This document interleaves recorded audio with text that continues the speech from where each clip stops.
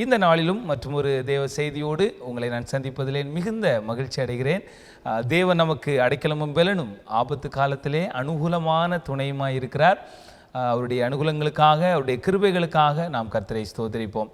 எனவே நம்முடைய இந்த தியானத்தை நாம் தொடங்குவதற்கு முன்பதாக ஒரு விசை கூட இந்த பாண்டிச்சேரி மீன் திருச்சபையின் சார்பாக உங்கள் அனைவருக்கும் இனிய ஓய்வு நாள் வாழ்த்துக்களை தெரிவித்துக் கொள்கிறேன். உலகளாவிய திருச்சபையிலிருந்து இந்த செய்திகளை அல்லது தேவனுடைய வார்த்தைகளை கேட்டுக்கொண்டிருக்கிற உங்கள் ஒவ்வொருவரையும் கர்த்தருடைய நாமத்தினாலே வாழ்த்தி வரவேற்பதிலே மிகுந்த மகிழ்ச்சி அடைகிறோம். கர்த்தர் தாமே தொடர்ந்து நம்மை ஆசீர்வதித்து இந்த நாளிலும் அவருடைய வார்த்தையை கொண்டு நம்மளோடு பேசுவாராக.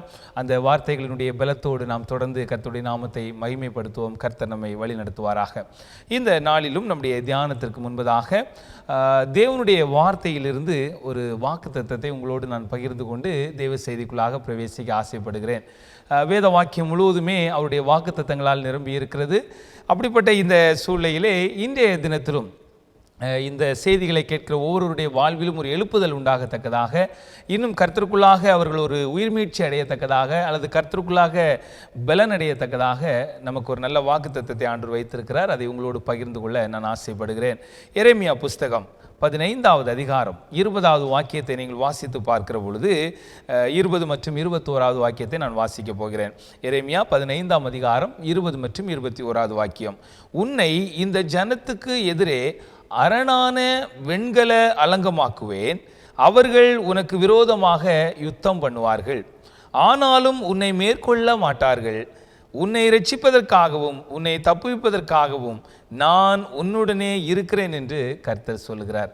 எவ்வளோ ஒரு அருமையான வாக்குத்தத்தம் பார்த்தீர்களா? ஆண்டவர் அருமையான வாக்குத்தத்தங்களினால் நம்முடைய உள்ளங்களை தேற்றி கொண்டிருக்கிறார். நம்மை வெண்கல அலங்கமாக்குவேன் என்று வாக்கு உரைத்திருக்கிறார். அதோடு மாத்திரமல்லாமல் உன்னை இரட்சிப்பதற்காகவும் உன்னை தப்புவிப்பதற்காகவும் நான் உன்னோடே இருக்கிறேன் என்று ஆண்டவர் சொல்லுகிறார். எவ்வளவு மேலான வாக்குத்தத்தம்! இன்றைக்கு இந்த உலகத்தில் எத்தனையோ பேர் நம்மோடு இருக்கலாம், நம்ம வீட்டு கடந்து போய் கொண்டிருக்கலாம், அல்லது நமக்கு உத்தரவு சொன்னவர்கள், நமக்கு உத்தரவாதமான நம்பிக்கையை கொடுத்தவர்கள் இன்றைக்கு நம்மோடு இல்லாமல் கூட போய் கொண்டிருக்கலாம்.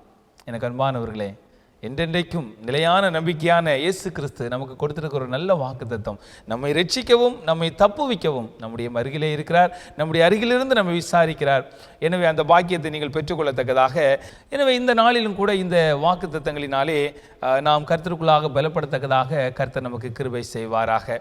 தொடர்ந்து நீங்கள் 21வது வாக்கியத்தை வாசித்து பார்க்கிற பொழுது, நான் உன்னை பொல்லாதவர்களின் கைக்கு தப்புவித்து உன்னை பலவந்தரின் கைக்கு நீங்களாக்கி விடுவிப்பேன் என்கிறார். எனக்கு அன்பானவர்களே, நம்மை ரட்சிப்பதற்காகவும் நம்மை தப்புவிப்பதற்காகவும் நமது அருகிலே ஆண்டவர் இருக்கிறார். அதோடு மாத்திரமல்லாமல் பொல்லாதவர்களின் கைக்கு நம்மை தப்புவித்து உன்னை பலவந்தரின் கைக்கு நீங்களாக்கி விடுவிப்பேன் என்று ஆண்டவர் சொல்லுகிறார். எனக்கு அன்பானவர்களே, எவ்வளோ அருமையான வாக்குத்தத்தங்கள் பார்த்தீர்களா? இன்றைக்கி இந்த வாக்குத்தத்தங்களை பெற்றுக்கொண்ட நாம் தேவனுடைய நாமத்தை நாம் மகிமைப்படுத்தும் வண்ணமாக இந்த நாளிலும் கர்த்தருடைய சமூகத்திலே ஒரு தியானத்துக்குள்ளாய் நாம் பிரவேசிக்க இருக்கிறோம். இந்த நாளிலும் நம்முடைய இந்த தியானத்தினுடைய தலைப்பானது உபத்திரவமா உலக சுகபோகமா என்ற தலைப்பின் கீழாக நாம் தியானிக்க போகிறோம். இந்த தியானத்தை நமக்கு ஆசீர்வதித்து கொடுக்கத்தக்கதாக பரிசுத்த ஆவியானவர் இந்த தியானத்தின் வாயிலாக நம்மோடு பேசத்தக்கதாக நாம் கண்களை மூடி ஜெபம் செய்து தேவ சமூகத்திலே ஒப்படைப்போம். கர்த்தர் நம்மோடு பேசுவாராக. கிருபை நிறைந்த எங்கள் பரலோகத்தின் பரம தகப்பனே, நன்றியுள்ள இருதயத்தோடு உடைய சமூகத்திலே கடந்து வருகிறோம். எப்படிப்பட்ட அருமையான வாக்குத்தத்தங்களை எங்களுக்கென்று நீர் கொடுத்திருக்கிறீர் அப்பா. எவ்வளவு அதிசயமாக எங்களை நடத்தி கொண்டு வருகிறீங்க. அதற்காக உங்களை நாங்கள் ஸ்தோத்திரிக்கிறோம் அப்பா. ஆண்டவரே, எங்களை இரட்சிப்பதற்காகவும் எங்களை தப்புவிப்பதற்காகவும் எங்களோடு இருக்கிறேன் என்று வாக்குரைத்திருக்கிறீர் அப்பா. அதற்காக ஸ்தோத்திரம். உடைய வார்த்தைகள் ஆம் என்றும் ஆமேன் என்றும் எங்கள் வாழ்வில் நிறைவேறி வருகிறதற்காக நாங்கள் நன்றி செலுத்துகிறோம். இந்த நாளிலும் கூட அடியினை மறைத்து வெளிப்படும் அப்பா. உம்முடைய வசனத்தை கேட்கிற எங்களுடைய உள்ளத்திலே உம்முடைய ஆவியானவர் கிரியை செய்யத்தக்கதாக உதவி செய்யுங்க. அற்புதமான உம்முடைய கரத்தினால் எங்களை அரவணைத்துக் கொள்ளுங்க ஆண்டவரே. உபத்திரவமா உலக சுகபோகமா என்று கேட்கப்பட்ட இந்த கேள்வியோடு நாங்கள் இந்த தியானத்தை தியானிக்க போகிறோம். தேவ ஆவியானவர் அடியினை மறைத்து வெளிப்பட வேண்டுமாய் இயேசுவின் நாமத்தினாலே கேட்கிறோம் எங்கள் பரிசுத்தமுள்ள பரமபிதாவே, ஆமேன். கிறிஸ்துவுக்குள் பிரியமான தேவனுடைய பிள்ளைகளே, நான் ஏற்கனவே உங்களுக்கு சொல்லியிருந்தது போல இன்றைய தியானத்தினுடைய தலைப்பானது உபத்திரவமா உலக சுகபோகமா என்ற தலைப்பின் கீழாக நாம் தியானிக்க போகிறோம். இன்றைக்கி இந்த கடைசி காலங்களிலே வாழ்ந்து கொண்டிருக்கிற நம்முடைய வாழ்விலே உபத்திரவம் என்ற வார்த்தை ஒரு பழக்கமான ஒரு வார்த்தையாக, மிகவும் அறிமுகமான ஒரு வார்த்தையாக, எல்லாரும் அதை அறிந்த ஒரு சூழ்நிலையாக, ஒரு காரியமாக நம்முடைய வாழ்விலே நாம் கடந்து வந்து கொண்டிருக்கிறோம். இப்படிப்பட்ட இந்த உலக ஜீவியத்திலே இந்த உபத்திரவங்களை குறித்து ஒரு சில காரியங்களை நாம் தியானிக்க போகிறோம். இன்றைக்கி அனுதின வாழ்விலே நாம் சந்திக்கிற உபத்திரவம் எப்படிப்பட்டது, ஆண்டவருக்காக சந்தித்து கொண்டிருக்கிற உபத்திரவம் எப்படிப்பட்டது, அல்லது தேவனை கனப்படுத்துகிற உபத்திரவம் எப்படிப்பட்டது, அல்லது தேவனை கனப்படுத்தாமல் தேவனை துக்கப்படுத்துகிற உபத்திரவங்கள் எப்படிப்பட்டது என்று சொல்லி உபத்திரவங்களை குறித்து சில காரியங்களை இந்த நாளிலே நாம் படிக்க போகிறோம். எனவே இந்த உபத்திரவம் என்ற வார்த்தையே அநேக நேரத்தில் நாம் கேட்க விரும்புவதில்லை. நம்முடைய வாழ்விலே உபத்திரவங்களை தவிர்த்து வாழ விரும்புகிறோம். உபத்திரவத்திற்கு காரணமான காரியங்களை அகற்றி அவைகளை எல்லா வகையிலும் நம்மை விட்டு அப்புறப்படுத்தி எப்படியாகிலும் ஒரு நல்ல சுகமான ஒரு நன்மையான வாழ்க்கையை நாம் வாழ விரும்புகிறோம். ஆனால் பாருங்கள், இந்த எல்லா சிந்தனைகளுக்கும் அப்பாற்பட்டதாக இந்த கிறிஸ்தவ ஜீவியம் என்பது உபத்திரவத்தினால் கூடிய ஒரு ஜீவியமாக இருக்கிறது. உபத்திரவத்திலிருந்து நம்மை தவிர்க்க முடியாத ஒரு ஜீவியமாக இருக்கிறது. அநேக நேரத்திலே இதை நாம் புரிந்து கொள்ளாதது நிமித்தமாக நம்முடைய வாழ்வில் வருகிற பாடுகளையும் கஷ்டங்களையும் நினைத்து நாம் சோர்ந்து சில வேளைகளிலே நாம் பின்வாங்கி போய்விடுகிறோம், அல்லது நாம் நம்முடைய வாழ்விலே உற்சாகம் இழந்து காணப்படுகிறோம், அல்லது ஒரு சோர்ந்த நிலைக்கு நாம் தள்ளப்படுகிறோம். இது சத்துருடைய ஒரு பெரிய ஒரு சதி அல்லது சதியான ஒரு முயற்சியாக இருக்கிறது என்பதையும் நாம் அறிந்து கொள்ள வேண்டும். எனவே அந்த ரீதியிலே இன்றைக்கி இந்த உபத்திரவங்களை குறித்து கர்த்தருக்குள்ளாக ஓரளவுக்கு தெளிவாக நாம் படிப்பதற்கு தேவன் நமக்கு கிருபை செய்வாராக. தேவனுடைய சமூகத்திலே நான் முதலாவதாக உபத்திரவத்தை குறித்து பேசுகிற இந்த சூழ்நிலையிலே முதல் பகுதியாக மோசேயுடைய ஒரு உதாரணத்தை சொல்லி தொடர்ந்து நான் இந்த உபத்திரவத்தை குறித்து உங்களுக்கு சில விளக்கங்களை வேதத்திலிருந்து கொடுக்க ஆசைப்படுகிறேன்.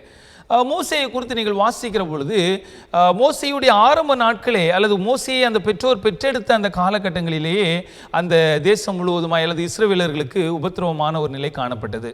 பிறந்த ஆண் பிள்ளைகளை எல்லாம் கொலை செய்ய வேண்டும் அல்லது ஆண் பிள்ளைகளை உயிரோடு வைக்கக்கூடாது என்ற அந்த வார்த்தைகளை கேட்ட பொழுது அந்த பெற்றோருடைய உள்ளம் எப்படிப்பட்டதாக இருந்திருக்கும் என்பதை நாம் சற்று சிந்தித்து பார்க்க வேண்டும். ஒரு வியாதி அல்லது அந்த வியாதியினுடைய தாக்கம் உலகம் முழுவதுமாய் பரவி கொண்டிருக்கிற நிலையிலே அதை மேற்கொள்ள முடியாமல் தவிக்கிற இந்த உலக ஜீவியத்தில் நாம் எவ்வளவு தூரத்திற்கு மன சஞ்சலம் அடைகிறோம், அல்லது தாக்கப்பட்ட நிலையில் இருக்கிற பிள்ளைகளுடைய உள்ளங்கள் எப்படிப்பட்டதாக இருக்கிறது என்பதை நாம் அறிந்து கொள்ள முடிகிறது. அப்படிப்பட்ட சூழ்நிலையிலே தங்களுடைய சொந்த பிள்ளைகளை அல்லது சொந்த ஆண் மக்களை பெற்றெடுக்கப்படுகிற அந்த குழந்தைகளை, அந்த பச்சிளம் குழந்தைகளை இழக்க வேண்டும் என்று சொன்னால் எப்படி அதை பொறுத்து கொள்ள முடியும்? அப்படிப்பட்ட அந்த ஆரம்ப நாட்களிலே போராட்டங்களை சந்தித்து வந்த நிலைமையிலும் ஆண்டவர் ஒவ்வொரு சூழ்நிலையிலும் அந்த மோசேயை காப்பாற்றி வந்து இறுதியிலே பார்வோனுடைய அரண்மனையிலே வளர்க்கப்படுகிற ஒரு நிலைக்கு இந்த மோசே கொண்டு வரப்பட்டார். நமக்கு மிகவும் தெரிந்த மிகவும் அறிமுகமான ஒரு சம்பவமாக அது இருக்கிறது. அப்படிப்பட்ட இந்த சூழ்நிலையிலே இந்த மோசே வளர்ந்து அடுத்த பார்வோனுடைய குமாரத்தியினுடைய மகனாக எண்ணப்பட்ட இந்த சூழ்நிலையிலே அடுத்த பார்வோனாக அவர் நியமிக்கப்படக்கூடிய நிலையிலே எல்லா பயிற்சிகளையும் பெற்று அந்த விக்கிரக ஆராதனைகளுக்கு மத்தியிலும் அவர் எல்லா வகையிலும் கர்த்தருக்கு உண்மையாக இருந்து அவர்களோடு கரம் கோர்த்து செல்லாதபடிக்கு அந்த பயிற்சிகளை தொடர்ந்து பெற்று கொண்டிருந்தார். இன்னும் சொல்லப்படுகிறது, சாட்சியாகமத்திலே படித்து பார்ப்பீர்கள் என்று சொன்னால், அந்த அரச பதவிக்கு செல்ல வேண்டும் என்று சொன்னால் அந்த விக்கிரகங்களுடைய வழிபாட்டிலே முக்கியமான ஒரு ஆசாரியத்துவ பொறுப்பையும் பெற வேண்டும். அதற்காக சில அபிஷேகங்கள்லாம் செய்யப்படும் என்றெல்லாம் சொல்லப்படுகிறது. ஆனால் அவைகள் எல்லாம் இந்த மோசையை தவிர்த்து இந்த உபத்திரவத்திலே உறுதியாக இருந்தார். ஆனால் எல்லா சூழ்நிலைகள் மத்தியிலும் ஒரு சுகபோகமான வாழ்க்கை இந்த மோசேக்கு அந்த தன்னை போன்ற பிற ஜனங்களுக்கு அல்லது தன்னை போன்ற தன்னுடைய சொந்த ஜனங்களுக்கு கிடைக்காத அந்த ஒரு சுகபோகமான நன்மைகள் அல்லது சுகபோகமான வாழ்க்கை இந்த மோசேக்கு கிடைத்திருந்த வேளையிலும் அவர் எதை தெரிந்து கொண்டார்? இன்னைக்கு நம்முடைய தியானத்தினுடைய தலைப்பை சிந்தித்து பாருங்கள். உபத்திரவமா உலக சுகபோகமா என்று கேட்கப்பட்ட இந்த சூழ்நிலையிலே இந்த மோசே உபத்திரவத்தை தெரிந்து கொண்டாரா, உலக சுகபோகத்தை தெரிந்து கொண்டாரா? ஏன் அவர் உபத்திரவத்தை தெரிந்து கொண்டார்? ஏன் உலக சுகபோகத்தை அல்லது உலக சுகபோகத்தை அவர் ஏன் தெரிந்து கொள்ளவில்லை என்று சொல்லி நீங்கள் பார்க்கிற பொழுது இந்த வார்த்தைகள் உங்களுக்கு அதற்குரிய விளக்கங்களை கொடுக்கும் என்று நான் கர்த்தருக்குள்ளாக விசுவாசிக்கிறேன்.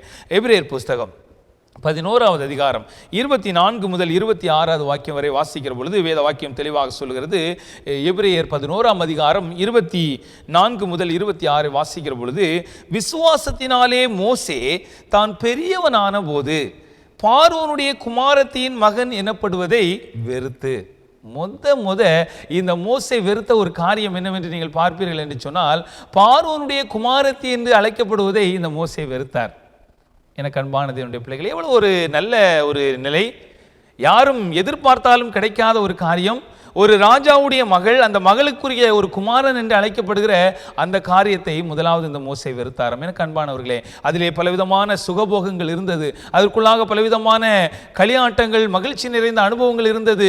எல்லா மக்களும் எதிர்பார்க்கிற, விரும்புகிற ஒரு சுகபோகமான, ஒரு மகிழ்ச்சி நிறைந்த வாழ்க்கை அந்த ராஜாவினுடைய மகள் என்று சொல்லப்படுகிற அந்த வாழ்க்கையில் இருந்தது. ஆனால் முதலாவது மோசே அதை வெறுத்தார் என்று சொல்லப்படுகிறது. தொடர்ந்து அந்த 25வது வாக்கியத்தை வாசித்து பார்க்கிற பொழுது, அநித்தியமான பாவ சந்தோஷங்களை அனுபவிப்பதை பார்க்கிலும் தேவனுடைய ஜனங்களோடு துன்பத்தை அனுபவிப்பதையே தெரிந்து கொண்டு. எனக்கு அன்பான தேவனுடைய பிள்ளைகளே, அவர் ஒரு காரியத்தை புரிந்து கொண்டார்.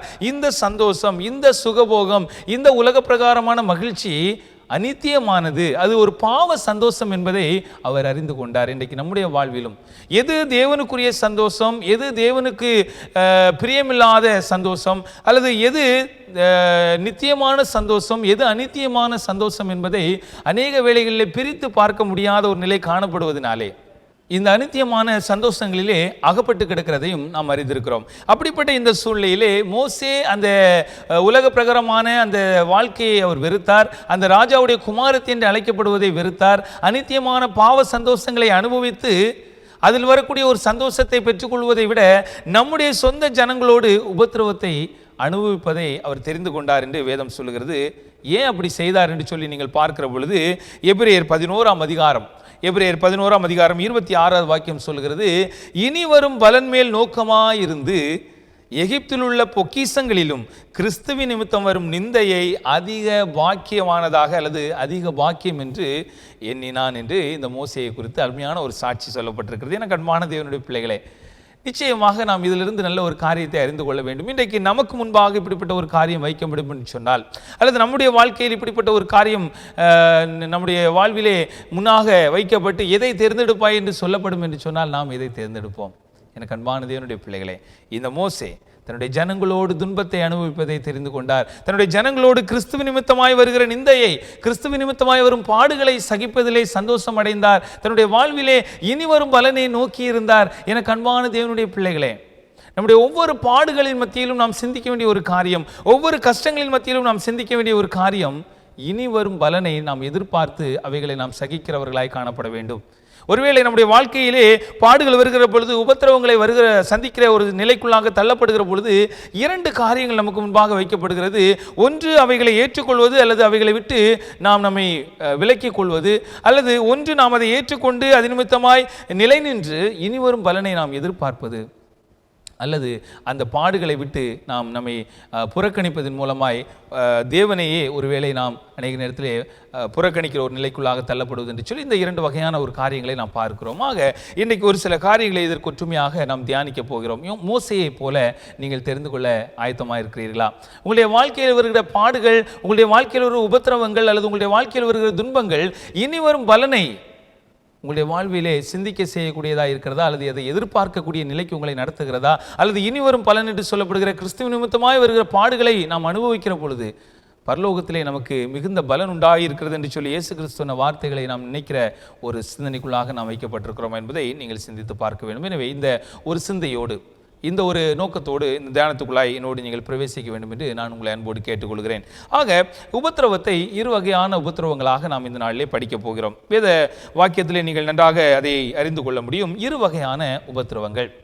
ஒன்று கிறிஸ்துவ நிமித்தமாய் வருகிற உபத்திரவம், மற்றொன்று நம்முடைய வாழ்க்கையிலே நம்முடைய கீழ்ப்படியாமை நிமித்தமாக, நாம் எடுக்கிற தவறான தீர்மானங்களின் நிமித்தமாக, அல்லது கிறிஸ்துவோடு ஐக்கியப்படாதபடி நம்முடைய சுயமான முயற்சிகளிலே ஈடுபட்டு கிறிஸ்துவை விட்டு தூரமாக இருப்பதனால் ஏற்படுகிற சில உபத்திரவங்கள். எனக்கு அன்பான தேவனுடைய பிள்ளைகளே, இந்த 2 உபத்திரவங்களுக்குள்ள வித்தியாசத்தை நாம் அறிந்து கொண்டால் இன்றைக்கு நாம் அடைந்து கொண்டிருக்கிற உபத்திரவம் எப்படிப்பட்டது என்பதை நாம் புரிந்து கொள்ள முடியும். அநேக நேரத்திலே நம்முடைய அனுதின ஜீவியத்திலே எல்லாருமே உபத்திரவப்படுகிறோம். எல்லாருடைய வாழ்விலும் உபத்திரவம் வைக்கப்பட்டுகிறது. கிறிஸ்துவுக்குள்ளாக இருக்கிறவர்களுக்கும் உபத்திரவம் இருக்கிறது. கிறிஸ்துவை அறியாதபடி உலக சுகபோகமான காரியங்களை தெரிந்து கொள்கிறவர்களுக்கும் உபத்திரவம் இருக்கிறது. ஆக இந்த 2க்குள்ள வித்தியாசத்தை நீங்கள் தெளிவாக புரிந்து கொள்ள வேண்டும். அநேக நேரத்திலே நாம் நம்முடைய சுயநலத்தினாலே, நம்முடைய சுய தீர்மானங்களிலே ஏற்படுகிற ஒரு முயற்சியினாலே, அல்லது நம்முடைய தவறான தீர்மானங்கள், தவறான தெரிந்து கொள்ளுதல்கள், கீழ்ப்படியாத தன்மைகள், அல்லது தேவனோடு ஒப்புரவாகாத இந்த சூழ்நிலையினால் ஏற்படுகிற இந்த உபத்திரவங்களை அநேக நேரத்திலே கிறிஸ்துவின் நிமித்தமாய் வருகிற உபத்திரவமாக எண்ணிக்கொண்டு அநேக நேரத்திலே கிறிஸ்துவிடத்திலே போராடி கொண்டிருக்கிற ஒரு அனுபவமும் சிலருடைய வாழ்விலே காணப்படுகிறது. எனக்கு அன்பானவர்களே, ஆக சுருக்கமாக சொல்ல வேண்டும் என்று சொன்னால், கிறிஸ்துவுக்கு கீழ்ப்படிவதனால், கிறிஸ்துவை பின்பற்ற தங்களை ஒப்புக் கொடுப்பதனால் வருகிற உபத்திரவம், கிறிஸ்துவை விட்டு தூரம் போகிறதுனால் ஏற்படுகிற உபத்திரவம், இந்த இரண்டுக்கும் ஒரு பெரிய வித்தியாசம் இருக்கிறதை நீங்கள் புரிந்து கொள்ள வேண்டும். கிறிஸ்துவ நிமித்தமாய் வருகிற உபத்திரவம் எப்படிப்பட்டது, அல்லது கிறிஸ்துவ நிமித்தமாய் வராத, அல்லது கிறிஸ்துவை சார்ந்திராத, அல்லது கிறிஸ்துவோடு தொடர்பில்லாத உபத்திரவம் எப்படிப்பட்டது என்பதை நீங்கள் விளங்கிக் கொள்ள வேண்டும். இந்த இரண்டு வித்தியாசத்தையும் விளங்கிக் கொண்டால் நிச்சயமாக நம்முடைய உபத்திரவங்களை நாம் புரிந்து கொள்ள முடியும். நாம் எந்த நிலையில் இருக்கிறோம் என்பதை விளங்கிக் கொள்ள முடியும். நாம் இன்னும் என்ன செய்ய வேண்டும், நம்முடைய ஆவிக்குரிய வளர்ச்சியிலே நாம் முன்னேறி செல்வதற்கு நாம் என்ன செய்ய வேண்டும் என்பதை நாம் விளங்கிக் கொள்ள முடியும். ஆக இந்த இரண்டு வகையான உபத்திரவங்களை உங்களுடைய கவனத்தில் நான் கொண்டு வர விரும்புகிறேன். முதலாவது பகுதியாக நான் உங்களுக்கு நினைவுபடுத்த விரும்புகிற ஒரு காரியம் என்னவென்று சொன்னால், நம்முடைய குற்றத்தின் நிமித்தமாய் ஏற்படுகிற உபத்திரவம், அல்லது கிறிஸ்துவுக்கு கீழ்ப்படியாததினால், அல்லது கிறிஸ்துவோடு தொடர்பில்லாத ஒரு உபத்திரவம், அல்லது கிறிஸ்துவை விட்டு தூரம் போகிறதுனால் ஏற்படுகிற ஒரு உபத்திரவம் எப்படிப்பட்டது என்பதை நாம் முதலாவது படிக்க போகிறோம். 1 பேதுரு புஸ்தகம் 2வது அதிகாரம் 20வது வாக்கியத்தை நீங்கள் எடுத்து உங்களுடைய வேதத்தை திறந்து வாசித்து பார்க்கிற பொழுது, 1 பேதுரு 2ஆம் அதிகாரம் 20வது வாக்கியம் தெளிவாக சொல்லுகிறது, நீங்கள் குற்றம் செய்து அடிக்கப்படும் போது பொறுமையோடு சகித்தால் அதனால் என்ன கீர்த்தி உண்டு. ஒருவேளை நம்ம செய்கிற தவறினால், நம்முடைய மீறுதல்களினால், நம்முடைய அக்கிரமங்களினால், நம்முடைய கீழ்ப்படியாமையினால், அல்லது நம்முடைய தவறான தீர்மானத்தினால், அல்லது தவறான வாழ்க்கை முறையினால் ஒருவேளை நாம் அகப்பட்டு உபத்திரவத்துக்குள்ளாக அனுமதிக்கப்படுவோம் என்று சொன்னால், அதை நாம் பொறுமையாக சகித்தாலும் தான் என்ன, அதனால் எந்த பலனும் இல்லை, அதனால் என்ன கீர்த்தியும் இல்லை, எந்த பிரயோஜனமும் இல்லை என்று இந்த வேத பகுதி சொல்லுகிறது. நீங்கள் நன்மை செய்து பாடுபடும் போது பொறுமையோடு சகித்தால் அதுவே தேவனுக்கு முன்பாக பெரிதியாயிருக்கும். எனக்கு அன்பான தேவனுடைய பிள்ளைகளே, நன்மையினால் வருகிற உபத்திரவம், தீமையினால் வருகிற உபத்திரவம், நன்மை செய்வதற்காக ஆண்டுடைய சமூகத்திலே தங்களை ஒப்புக் கொடுத்ததின் மூலமாக, அல்லது உண்மையாய் நிற்க தங்களை ஒப்புக் கொடுத்தது நிமித்தமாக, உண்மை உள்ளவர்களாய் தங்களை தேவனுடைய சமூகத்திலே நிலைநிறுத்த அர்ப்பணித்ததினால் ஏற்படுகிற ஒரு உபத்திரவம். இன்றைக்கு நம்முடைய வாழ்வில் வருகிற உபத்திரவங்கள் எப்படிப்பட்டது, நாம் அவைகளை எப்படிப்பட்ட கண்ணோட்டத்தோடு பார்த்து கொண்டிருக்கிறோம். ஒருவேளை நான் தவறு செய்து அந்த தவறுக்கு தக்கதான தண்டனையை நான் அடைகிற பொழுது அவைகளை நான் ஒருவேளை பொறுமையாக சகித்து கொண்டாலும், அவைகளை நான் பொறுமையாக ஏற்றுக்கொண்டாலும், அல்லது அந்த குற்றத்தை ஏற்றுக்கொண்டு அதனால் அடிக்கப்பட்டாலும் அதனால எந்த கீர்த்தியும் இல்லை, எந்த பிரயோஜனமும் இல்லை, அல்லது தேவன் சொல்லியிருக்கிற இந்த காரியங்களோடு அவைகள் தொடர்புடையவைகள் அல்ல, அல்லது கிறிஸ்துவ நிமித்தமாக வருகிற உபத்திரவம் அது அல்ல என்று சொல்லி வேதவசனம் தெளிவாக சொல்லுகிறது. ஆக இன்றைக்கு நமக்கு வருகிற உபத்திரவம் எதனால் வந்து கொண்டிருக்கிறது என்பதை யோசித்து பார்க்க வேண்டும். நம்முடைய குற்றத்தினால் வருகிறதா, நம்முடைய கீழ்ப்படியாமையினால் வருகிறதா, தவறான வாழ்க்கை முறையினால் வருகிறதா, தவறான தெரிந்து கொள்ளுதலினால் வந்து கொண்டிருக்கிறதா, எது நிமித்தமாய் உபத்திரவப்பட்டு கொண்டிருக்கிறோம், அல்லது உலக மக்களிலிருந்து நம்முடைய உபத்திரவம் நம்முடைய வாழ்விலே எப்படிப்பட்ட வித்தியாசமுடையதாக இருக்கிறது, அல்லது அவர்களிலிருந்து நம்முடைய உபத்திரவம் எப்படிப்பட்ட வித்தியாசத்தை காண்பிக்கிறது என்பதை நீங்கள் சிந்தித்து பார்க்க வேண்டும். எனவே முதல் உபத்திரவம் நம்முடைய கீழ்ப்படியாமையினால் வருகிற உபத்திரவம், நம்முடைய பாவத்தினால் வருகிற உபத்திரவம், நம்முடைய மீறுதலினால் வருகிற உபத்திரவம் என்பதை நாம் பார்த்து நாம் அடுத்ததாக 2வது வகையான உபத்திரவத்தை நாம் படிக்க போகிறோம். அதுதான் இன்றைக்கு நாம் முக்கியமாக தியானிக்க வேண்டிய, முக்கியமாக அறிந்து கொள்ள வேண்டிய ஒரு காரியமாக இருக்கிறது. தேவன் மேல் பற்றுதலாய் இருப்பதனால் ஏற்படுகிற உபத்திரவம்.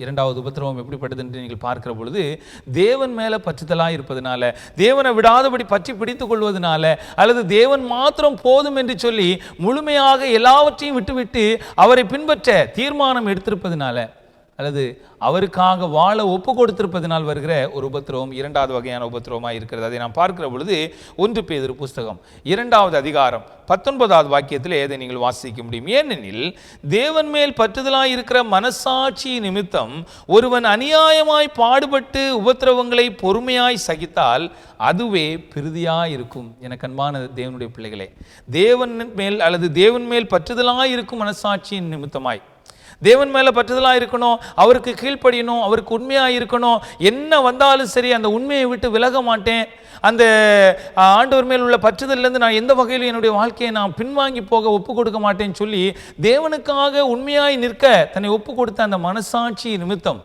ஒருவன் அநியாயமாய் பாடுபட்டு உபத்திரவப்பட்டால், அல்லது அவைகளை பொறுமையாய் சகித்தால் அதுவே தேவனுடைய பார்வையில் பிரிதியாக இருக்கும் என்று வேதம் சொல்கிறது. எனக்கு அன்பான தேவனுடைய பிள்ளைகளே, பாவம் செய்து தீமை செய்து அதனால் ஏற்படுகிற உபத்திரவத்தை நாம் பொறுமையாக சகித்தாலும் அதனால் பிரயோஜனம் இல்லை என்று வேதம் சொல்லுகிறது.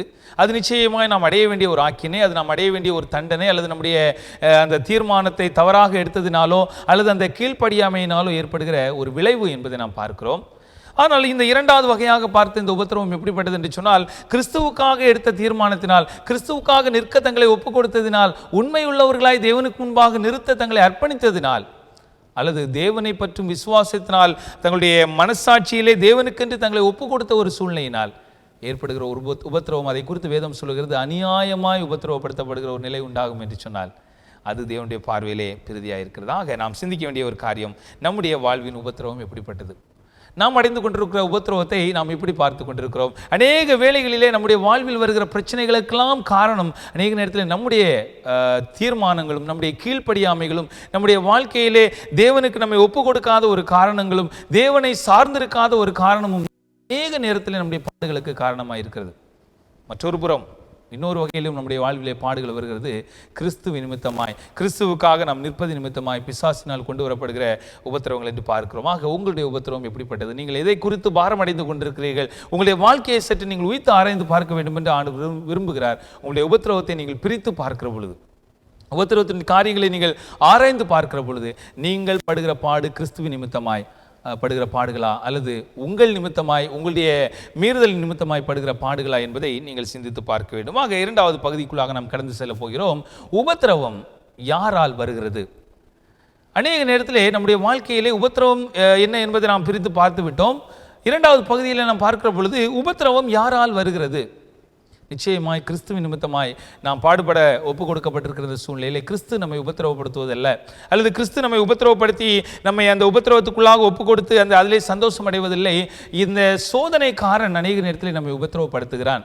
அவன் நம்மை உபத்திரவப்படுத்தி பார்க்க விரும்புகிறான். எனவே தேவன் சில வேளைகளிலே அவன் அப்படிப்பட்ட அனுமதிகளை கேட்கிற பொழுது, யோபுவை போன்ற அனுபவங்களை வைத்து நாம் பார்க்கிற பொழுது அவர் அந்த அனுமதியை கொடுக்கிறார், நம்மை உறுதியாக நிலைநிறுத்தி அந்த உபத்திரவத்திலே வெற்றி சிறக்கத்தக்கதாக சில வேளைகளிலே நாம் அனுமதிக்கப்படுகிறோம். ஆக அந்த உபத்திரவம் யாரால் வருகிறது என்ற ஒரு கேள்வியோடு நாம் அடுத்த பகுதிக்குள்ளாய் போவோம் என்று சொன்னால், வெளிப்படுத்தின விசேஷம் 12ஆம் அதிகாரம் 12வது வாக்கியம் தெளிவாக சொல்லுகிறது, ஆகையால் பரலோகங்களே, அவைகளில் வாசமாய் இருக்கிறவர்களே கலிகூறுங்கள், பூமியிலும் சமுத்திரத்திலும் குடியிருக்கிறவைகளே ஐயோ, பிசாசானவன் தனக்கு கொஞ்ச காலம் மாத்திரம் உண்டென்று அறிந்து மிகுந்த கோபம் கொண்டு உங்களிடத்தில் இறங்கினபடியால் உங்களுக்கு ஆபத்து வரும் என்று சொல்ல கேட்டேன். எனக்கு அன்பான தேவனுடைய பிள்ளைகளே, இந்த உபத்திரவம், இந்த ஆபத்து, இந்த பாடுகள் யாரிடத்திலிருந்து வருகிறது, எதனால வருகிறது என்று சொல்லி நீங்கள் அப்படியே ஒரு கேள்வியோடு படித்து பார்ப்பீர்கள் என்று சொன்னால் இந்த வசனத்தை அருமையான ஒரு பதிலை இந்த வேத வாக்கியம் கொடுக்கிறது.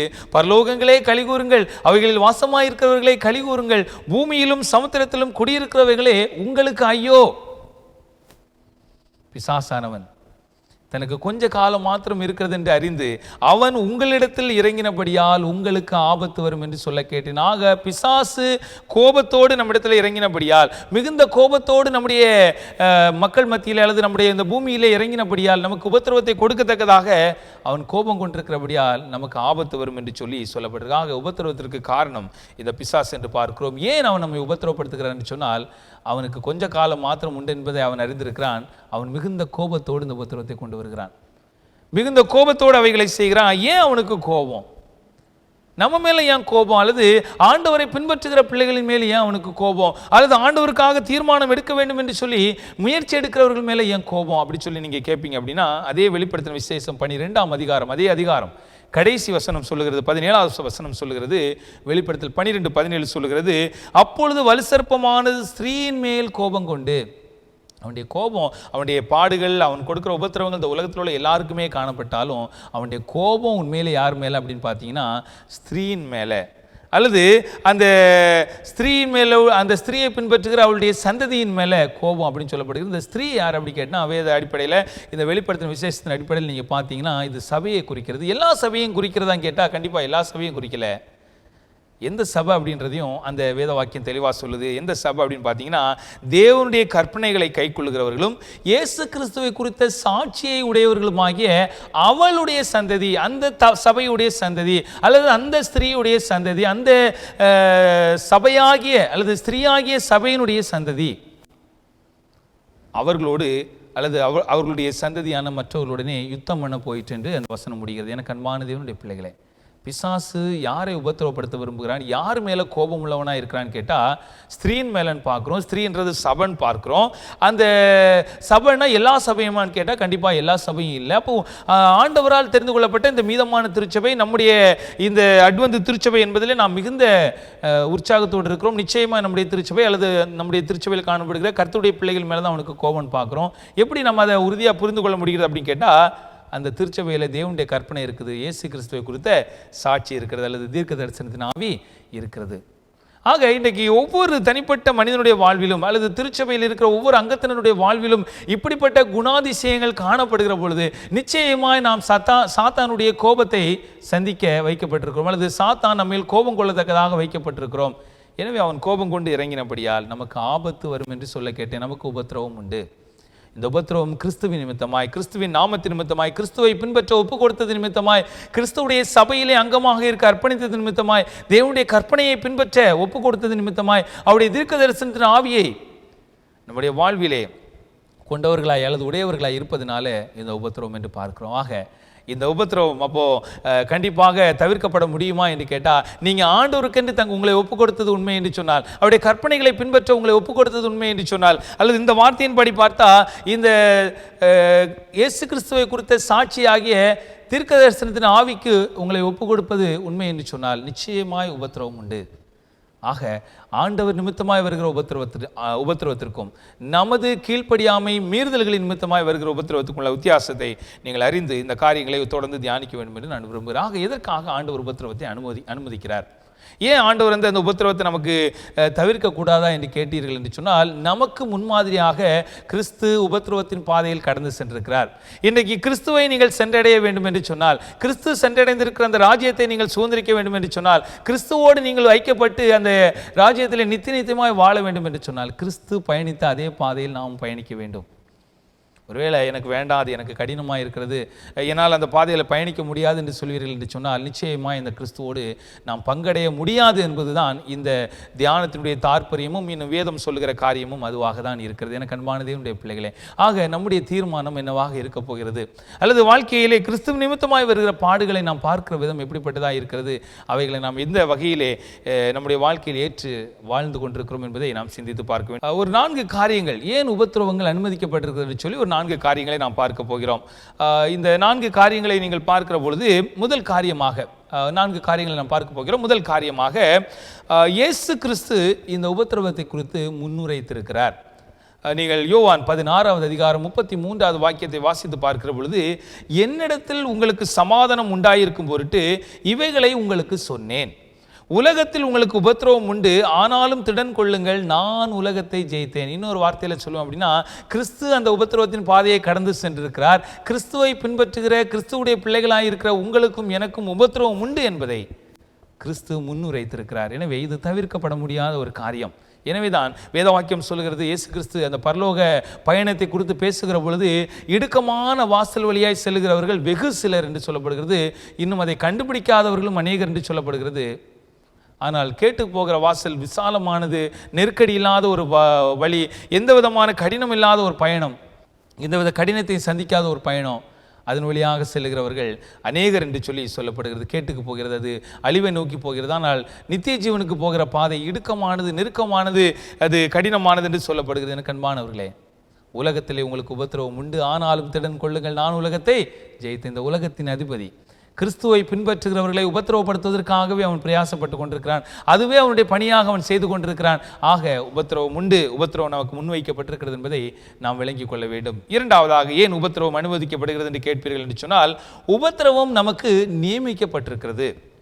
1 தெசலோனிக்கேயர் புஸ்தகம் 3வது அதிகாரம் 3வது வாக்கியம் சொல்லுகிறது, இப்படிப்பட்ட உபத்திரவங்களை சகிக்க நாம் நியமிக்கப்பட்டிருக்கிறோம் என்று நீங்கள் அறிந்திருக்கிறீர்களே. உபத்திரவத்தை நாம் சகிக்க நியமிக்கப்பட்டிருக்கிறோம். உபத்திரவத்தை நாம் கடந்து செல்ல நியமிக்கப்பட்டிருக்கிறோம். உபத்திரவம் நிச்சயமாய் நம்முடைய வாழ்விலே வைக்கப்பட்டிருக்கிறது என்பதை நாம் அறிந்து கொள்ள வேண்டும். எனவே உபத்திரவம் ஏன் அனுமதிக்கப்படுகிறது என்பதை நாம் தெளிவாக அறிந்து கொண்டு வருகிறோம். மூன்றாவதாக, பாடுபடுகிறது நமக்கு அருளப்பட்டிருக்கிறது என்றும் வேத வாக்கியம் சொல்கிறது. பாடுபடுகிறது நமக்கு அருளப்பட்ட ஒரு அருள் அல்லது அருள் கொடை என்று கூட சொல்லலாம், அல்லது தேவனால் அருளப்பட்ட ஒரு விஷயம் என்பதை நாம் புரிந்து கொள்ளலாம். பாடுபடுகிறதும் நம்முடைய வாழ்விலே அருளப்பட்டிருக்கிறது. பிலிப்பியர் புஸ்தகம் 1ஆம் அதிகாரம் 29வது வாக்கியம் சொல்லுகிறது, ஏனெனில் கிறிஸ்துவனிடத்தில் விசுவாசிக்கிறதற்கு மாத்திரமல்ல, அவர் நிமித்தமாக பாடுபடுகிறதற்கும் உங்களுக்கு அருளப்பட்டிருக்கிறது. ஆக தெளிவான ஒரு காரியத்தை இந்த வேத வாக்கியம் சொல்கிறது.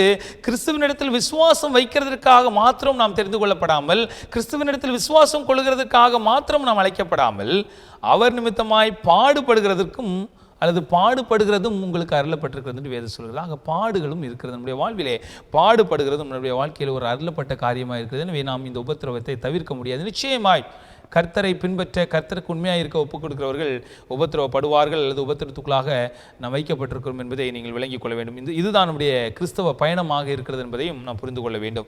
அடுத்தபடியாக கடைசியாக இந்த பகுதியிலே உபத்திரவம் பரலோகத்தின் ஒரு பாதையாக இருக்கிறது. அதான் நான் ஏற்கனவே சொல்லியிருந்தேன். கிறிஸ்து அந்த வழியாக பயணித்து அந்த பரலோக ராஜ்யத்திற்கு நமக்கு ஒரு முன்னோடியாக, நமக்கு ஒரு முன்மாதிரியாக, நம்முடைய வாழ்விலே அவருடைய அடிச்சோடை பின்பற்றத்தக்கதாக நமக்கு முன்னோக்கி அவர் சென்றிருப்பதினால அதுவே பரலோகத்தினுடைய ஒரு பாதையாக இருக்கிறது. அதை நீங்கள் அப்போஸ்தலர் 14ஆம் அதிகாரம் 22வது வாக்கியத்தில் வாசித்து பார்க்கிற பொழுது, சீசருடைய மனதை திடப்படுத்தி விசுவாசத்தினாலே நிலைத்திருக்கும்படி அவர்களுக்கு புத்தி சொல்லி, நாம் அநேக உபத்திரவங்களின் வழியாய் தேவனுடைய ராஜ்யத்தில் பிரவேசிக்க வேண்டும் என்று சொன்னார்கள். எனக்கு அன்பான தேவனுடைய பிள்ளைகளே, ஆக அநேக பாடுகளின் வழியாக தான் எங்கே போக முடியுமா? தேவனுடைய ராஜ்யத்துக்குள்ளாக பிரவேசிக்க முடியும். ஆக அந்த பாடுகள் எல்லாம் எதனால வருகுது அப்படின்னா, அந்த ராஜ்யத்துக்கு போகணும்னு தீர்மானிச்சதுனால, அந்த ராஜ்யத்தில் அந்த கிறிஸ்துவோடு இருக்க தங்களை ஒப்பு கொடுத்ததுனால, அல்லது அந்த ராஜ்யத்தினுடைய கட்டளைகளை பின்பற்றி உண்மையாக இருக்கணும்னு தீர்மானித்ததுனால தான் இந்த உத்தரவெல்லாம் வருது. யார் கொடுக்குறான்னு கேட்டால், அந்த ராஜ்யத்துக்கு புறம்பாக்கப்பட்ட பிசாசு, அந்த ராஜ்யத்திலிருந்து தள்ளப்பட்ட அந்த பிசாசு, அந்த ராஜ்யத்தை நாம் சென்றடையாதபடிக்கு, அந்த ராஜ்யத்திலே கிறிஸ்துவோடு நாம் ஜீவிக்க நம்மை ஒப்பு கொடுக்காதபடி கடந்து போக வேண்டும் என்பதற்காக இப்படிப்பட்ட உபத்திரவத்தை அவன் நமக்கு கொடுக்கிறான். அவன் ஸ்திரீயின் மேலே கோபமாக இருக்கிறான். காரணம், அந்த கற்பனையை பின்பற்றுறதுனாலையும் இயேசு கிறிஸ்துவை குறித்த சாட்சியை உடையவர்களாக இருப்பதனால அந்த ஸ்திரீயின் மேலே கோவம். அந்த ஸ்திரீ வேறு யாரும் இல்லை, நம்முடைய மீதமான திருச்சபையை பார்க்கிறோம். இந்த திருச்சபையில் இருக்கிற நம்முடைய தேவனுடைய பிள்ளைகள் மேலே அவன் கோபமாக இருக்கிற இந்த பாடுகள் நம்முடைய வாழ்விலே அனுமதிக்கப்பட்டிருக்கிறது. ஆக இந்த பாடுகளை நம்ம இப்போ அப்படின்னா எப்படி எடுத்துக்கொள்ளணும்? அப்போ பார்த்தீங்கன்னா, இந்த பாடுகளை குறித்து 4 காரியங்களை நம்ம படித்தோம். முதல் காரியமாக பார்த்தோம், இயேசு அதை நமக்கு முன்னுரைத்து ஒரு முன்னுதாரணமாக விளங்கி இருக்கிறார். அதனால இந்த உபத்திரவம் கண்டிப்பாக நம்ம கடந்து செல்ல வேண்டியதாக இருக்கிறது. இரண்டாவது, உபத்திரவம் நமக்கு நியமிக்கப்பட்டதாக இருக்கிறது. மூன்றாவதாக, பாடுபடுகிறது நமக்கு அருளப்பட்டதாக இருக்கிறது என்று பார்த்தோம். நான்காவதாக, உபத்திரவமே பரலோகத்தின் பாதை என்று சொல்லப்பட்டிருக்கிறதே. ஆக இந்த உபத்திரவத்தை நம்ம எப்படி எண்ணணும்? இந்த உபத்திரவத்தை நம்ம எப்படி நம்முடைய வாழ்வில் ஏற்றுக்கொள்ளணும்? ஏன் நம்முடைய வாழ்வில் ஏற்றுக்கொள்ளணும்னு சொல்லி நம்ம பார்த்து இது வரைக்கும் படித்து வந்திருக்கோம். ஆக அவைகளை நம்ம எப்படி அணுகணும்? அந்த உபத்திரவத்தை நம்ம எப்படி நம்முடைய வாழ்வில் அணுக வேண்டும் என்று சொல்லி ஒரு சில காரியங்கள் உங்களுக்கு சொல்லி நான் கடந்து போக விரும்புகிறேன். 1 பேதுரு புஸ்தகம் 4ஆம் அதிகாரம் 13வது வாக்கியம் சொல்லுகிறது, கிறிஸ்துவின் மகிமை வெளிப்படும் போது நீங்கள் களிகூர்ந்து மகிழும்படியாக அவருடைய பாடுகளுக்கு நீங்கள் பங்காளிகளானதால் சந்தோஷப்படுங்கள். எனக்கு அன்பான தேவனுடைய பிள்ளைகளே, இன்றைக்கு நம்முடைய வாழ்வில் பாடுகள் வருகிறது என்று சொன்னால் கிறிஸ்துவ நிமித்தமாக அவரோடு நாம் பங்காளி ஆக்கப்பட்டிருக்கிறோம். அவருடைய பாடுகளை நம்முடைய வாழ்விலே அவரை போல் அந்த பாடுகளை சகிக்கத்தக்கதாக நாம் ஒப்படைக்கப்பட்டிருக்கிறோம். அவரோடு நாம் இருக்கிறதை அந்த பிசாசு அடையாளம் கண்டு கொண்டதினாலே நம்மை பாடுகளுக்கு உட்படுத்துகிறான். இன்னைக்கு பேதுருடைய அனுபவத்தை நீங்கள் படித்து பார்த்தீங்கன்னா, பேதுரு கிறிஸ்துவோடு இருந்த அந்த காரியத்தை, அந்த கிறிஸ்துவோடு இருந்த அந்த ஒரு தன்மையினால அவரிடத்தில் வெளிப்பட்ட அவருடைய பேச்சு, அவருடைய செயல்பாடு, அவருடைய வழக்கங்களை பார்த்து கொண்டிருந்தவர்கள் தான் என்ன சொன்னாங்க அப்படின்னா, நீயும் அவரோடு இருந்தது போல தெரிகிறது என்று சொல்லி அந்த பேதுருவை அவர்கள் விசாரித்த பொழுது தான் பேதுரு ஒருவேளை கிறிஸ்துவ மறுதலித்து விட்டார். ஆனால் பேதுருவிடத்தில் கிறிஸ்துவுடைய அந்த பேச்சுக்களும் அந்த செயல்களும் வெளிப்பட்டதை அவர்கள் பார்த்தார்கள். அதனால அந்த பேதுருக்கு உபத்திரவத்தை கொடுக்கத்தக்கதாக அந்த ஒரு உபத்திரவம் பேதுருக்கு முன்பாக வைக்கப்பட்டது. ஒருவேளை பேதுரு அதில் விழுந்து போயிருந்தாலும் பிற்பாடு கர்த்தருக்காக எழும்பி பிரகாசித்தார் என்று பார்க்கணும். நம்முடைய வாழ்வில் ஏன் உபத்திரம் வருது? ஏன் கிறிஸ்துவுக்காக நிற்கிறதுனால பாடுகள் வருகிறது என்று சொன்னால், வேத வாக்கியம் சொல்லுகிறது, நீங்கள் அவரோடு இருக்கிறதை, உங்களுக்கும் அவருக்கும் தொடர்பு இருக்கிறதை, அல்லது நீங்களும் அவரும் நெருக்கமாக்கப்பட்டு கொண்டிருக்கிறதை பிசாசு பார்க்கிற பொழுது அதை பொறுத்து கொள்ளாமல் உங்களுக்காக உபத்திரவத்தை அவன் கொண்டு வருகிறான். அதன் மூலமாக நீங்கள் புரிந்து கொள்ள வேண்டிய காரியம், அவருடைய பாடுகளிலே நீங்கள் பங்காளிகள் ஆனதால் சந்தோஷப்படுங்கள் என்று வேத வாக்கியம் சொல்கிறது. எனக்கு அன்பான தேவனுடைய பிள்ளைகளே, எவ்வளோ ஒரு அருமையான வேத வாக்கியம். இன்றைக்கி நம்முடைய வாழ்வில் பாடு வருகிறதா? கிறிஸ்துவ நிமித்தமாக, நம்முடைய மீறுதல் நிமித்தமாக அல்ல, நம்முடைய தவறான தீர்மானத்தின் நிமித்தமாக அல்ல, நம்முடைய தவறான வாழ்க்கை முறையினால் அல்ல, அல்லது நம்முடைய வாழ்க்கையில் நம்ம ஆண்டவருக்கு ஒப்பு கொடுக்காம நம்முடைய மனம் போன போக்கில் போகிறதுனால் வருகிற உபத்திரவம் அல்ல, கிறிஸ்துவுக்காக நிற்பதற்காக கிறிஸ்துவ நிமித்தமாய் வருகிற பாடுகள் நம்முடைய வாழ்விலே வருகிறது என்று சொன்னால் அதற்காக நீங்கள் சந்தோஷப்பட வேண்டும் என்று வேதம் சொல்லுகிறது. அது உங்களுடைய வாழ்விலே நீங்கள் கிறிஸ்துவோடு நெருக்கமாக இருக்கிறதை காண்பிக்கிறது என்று சொல்லியும் இந்த வேத வாக்கியம் சொல்கிறது. 1 பேதுரு புஸ்தகம் 4ஆம் அதிகாரம் 14வது வாக்கியத்தை நீங்கள் வாசிக்கிற பொழுது, நீங்கள் கிறிஸ்துவின் நாமத்தின் நிமித்தம் நிந்திக்கப்பட்டால் பாக்கியவான்கள், யூ ஆர் பிளஸட் அப்படின்னு சொல்லப்படுது. அப்படின்னா நீங்கள் கிறிஸ்துவின் நாமத்தினால அவரை பின்பற்ற உங்களை ஒப்பு கொடுத்ததுனால, கிறிஸ்தவன் என்று சொல்லப்படுகிறதுனால நீங்கள் நிந்திக்கப்பட்டா, அவமானப்படுத்தப்பட்டா நீங்கள் பாக்கியவான்கள். ஏன் அப்படி சொல்லப்பட்டிருக்கு அப்படின்னு சொல்லி அந்த வசனம் தொடர்ந்து சொல்லுது. ஏனென்றால் தேவனுடைய ஆவியாகிய மகிமையுள்ள ஆவியானவர் உங்கள் மேல் தங்கியிருக்கிறார், அவர்களாலே தூசிக்கப்படுகிறார்கள், உங்களாலே மகிமைப்படுகிறார். எனக்கு அன்பான தேவனுடைய பிள்ளைகளே, கர்த்தருடைய ஆவி நம்மோடு இருப்பதனால, அவர்களால் அந்த தூசிக்கிற மனிதர்களால் அந்த ஆவியானவர் தூசிக்கப்பட்டாலும் நம் நிமித்தமாக அவர் மகிமைப்படுகிறார் என்று சொல்லப்படுகிறது. ஆக எனக்கு அன்பான தேவனுடைய பிள்ளைகளே, கிறிஸ்து நிமித்தமாய் வருகிற நிந்தையிலே நம்ம ஒருவேளை பங்கெடுக்கிறவர்களாய் நியமிக்கப்பட்டா வேத வாக்கியம் சொல்லுகிறது நீங்கள் பாக்கியவான்கள் என்று சொல்லி. அதே பகுதியில் அடுத்தது பார்த்தீங்கன்னா 1 பேதுரு புஸ்தகம் 4:16 சொல்லுகிறது, ஒருவன் கிறிஸ்தவனாய் இருப்பதினால் பாடுபட்டால் வெட்கப்படாமல் இருந்து அது நிமித்தமாய் தேவனை மகிமைப்படுத்த கடவன். ஒருவேளை கிறிஸ்தவனாய் இருக்கிறதுனால பாடுகள் வருகிறதா, அவன் அதனால வெட்கப்படக்கூடாதுன்னு வேதம் சொல்லுது. அது நிமித்தம் தேவனை மகிமைப்படுத்த கடவன். நம்ம ஒருவேளை நம்முடைய வாழ்வில் நன்மைகள் கிடைக்கிற பொழுது தேவனை துதிக்கிறோம், ஸ்தோத்தரிக்கிறோம், மகிமைப்படுத்துகிறோம். ஆனால் கிறிஸ்துவ நிமித்தமாய் பாடுகள் வந்தால் நிச்சயமாய் நீங்கள் அவரை மகிமைப்படுத்த வேண்டும் என்று வேதம் சொல்லுகிறதாக.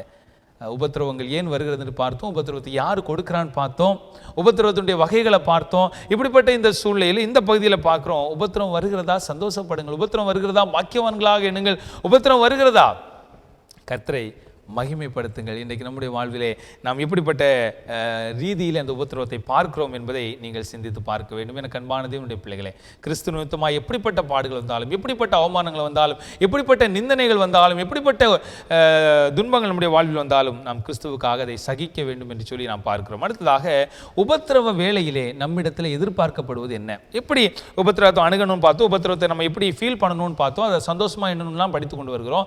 ஆக உபத்திரவத்தினுடைய சூழ்நிலையில் நம்ம எப்படிப்பட்டவர்களாக இருக்கணும், அந்த உபத்திரவத்தினுடைய எதிரொலிப்பு அல்லது அந்த உபத்திரவத்தினால் இருக்கிற ஒரு ரியாக்ஷன் எப்படி இருக்கணும் நம்முடைய வாழ்வில் அப்படின்னு சொல்லி நீங்கள் பார்த்தீங்க அப்படின்னு சொன்னால், யோபு புஸ்தகம் 23வது அதிகாரம் 10வது வாக்கியம் சொல்லுகிறது, ஆனாலும் நான் போகும் வழியை அவர் அறிவார், அவர் என்னை சோதித்த பின் நான் பொன்னாக விளங்குவேன். எனக்கு அன்பானதே உடைய பிள்ளைகளே, உபத்திரவத்தினுடைய முடிவில் நீங்கள் எப்படிப்பட்டவங்களாக இருக்கணும்னு சொல்லி வேதம் எதிர்பார்க்குதுன்னா நீங்கள் பொன்னாக விளங்க வேண்டும். யோபு போல உபத்திரவப்பட்டவங்களை நீங்கள் பார்த்துருக்க முடியாது. யோபு அவ்வளோ தூரத்திற்கு உபத்திரவப்பட்டார், வாழ்க்கையில் எல்லாவற்றையுமே இழந்து விட்டார். ஒரு உயர்ந்த நிலையிலிருந்து ஒரு கீழ்த்தரமான தாழ்ந்த நிலைக்கு தன்னை அல்லது தன்னுடைய வாழ்க்கை ஒப்பு கொடுக்கப்பட்ட வேளையிலும் கர்த்தர் கொடுத்தார், கர்த்தர் எடுத்தார், கர்த்தருடைய நாமத்துக்கு ஸ்தோத்திரம் என்று சொல்லி இறுதி வரைக்கும் ஸ்தோத்தரித்தார் இந்த யோபு. ஆக அந்த அதே யோபு புஸ்தகம் தான் சொல்லுகிறது, யோபு தான் சொல்லுகிறார், என்ன ஒருவேளை சோதிக்க ஒப்பு கொடுத்தாலும் அவர் என்னை சோதித்த பின் நான் பொன்னாக விளங்குவேன். இந்த சோதனைக்கு பிற்பாடு நீங்கள் எப்படிப்பட்டவங்களா இருக்கணும்னு வேதம் எதிர்பார்க்குதுன்னா நீங்கள் பொன்னாக விளங்க வேண்டும் எனக்கு அன்பான தேவனுடைய பிள்ளைகளை. ஆனால் ஏன் என்று சொன்னால் வேத வாக்கியம் சொல்லுங்கள், அது சாட்சியத்தில் படித்து பார்த்தீர்கள் என்று சொன்னால், உபயோகமற்ற அல்லது எந்த பலனும் இல்லாத உலோகத்தை ஆண்டவர் அந்த எப்படி சொல்ல அந்த ஒன்றுக்குமே உபயோகம் இல்லாத உலோகத்தை ஆண்டவர் நினைச்ச மாட்டாராம், அந்த சூளையில் போட மாட்டாராம், உபத்திரவ குகையில் போட மாட்டாராம், உபத்திரவ சூளையில் போட மாட்டாராம். ஏன்னா எந்த பிரயோஜனம் இல்லாத அதில் போட்டு எந்த வித பலனும் இல்லை, அதுக்காக எடுக்கிற பிரயாசம் விருதா என்பதை ஆண்டவர் அறிந்திருக்கிறாங்க.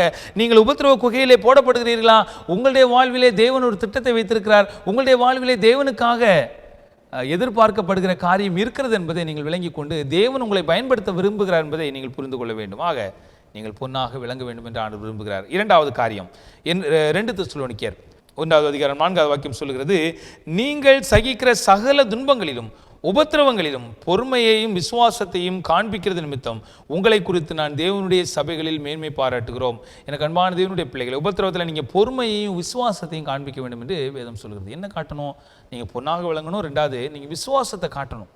விசுவாசத்தை எப்படி காண்பிக்க முடியும், அதை பொறுமையாக சகிப்பதின் மூலமாக, அவைகளை தேவனுக்குள்ளாக பொறுத்துக்கொள்ள தங்களை ஒப்புக் கொடுப்பதன் மூலமாக அவர்கள் பொறுமையையும் விசுவாசத்தையும் காண்பிக்க வேண்டும் என்று சொல்லி இந்த உபத்திரவத்தில் நம்ம எப்படிப்பட்ட ஒரு எதிரொலிப்பை கொடுக்கணும்னு சொன்னால் பொறுமையும் விசுவாசத்தையும் காண்பிக்க வேண்டும் என்று பார்க்கிறோம்.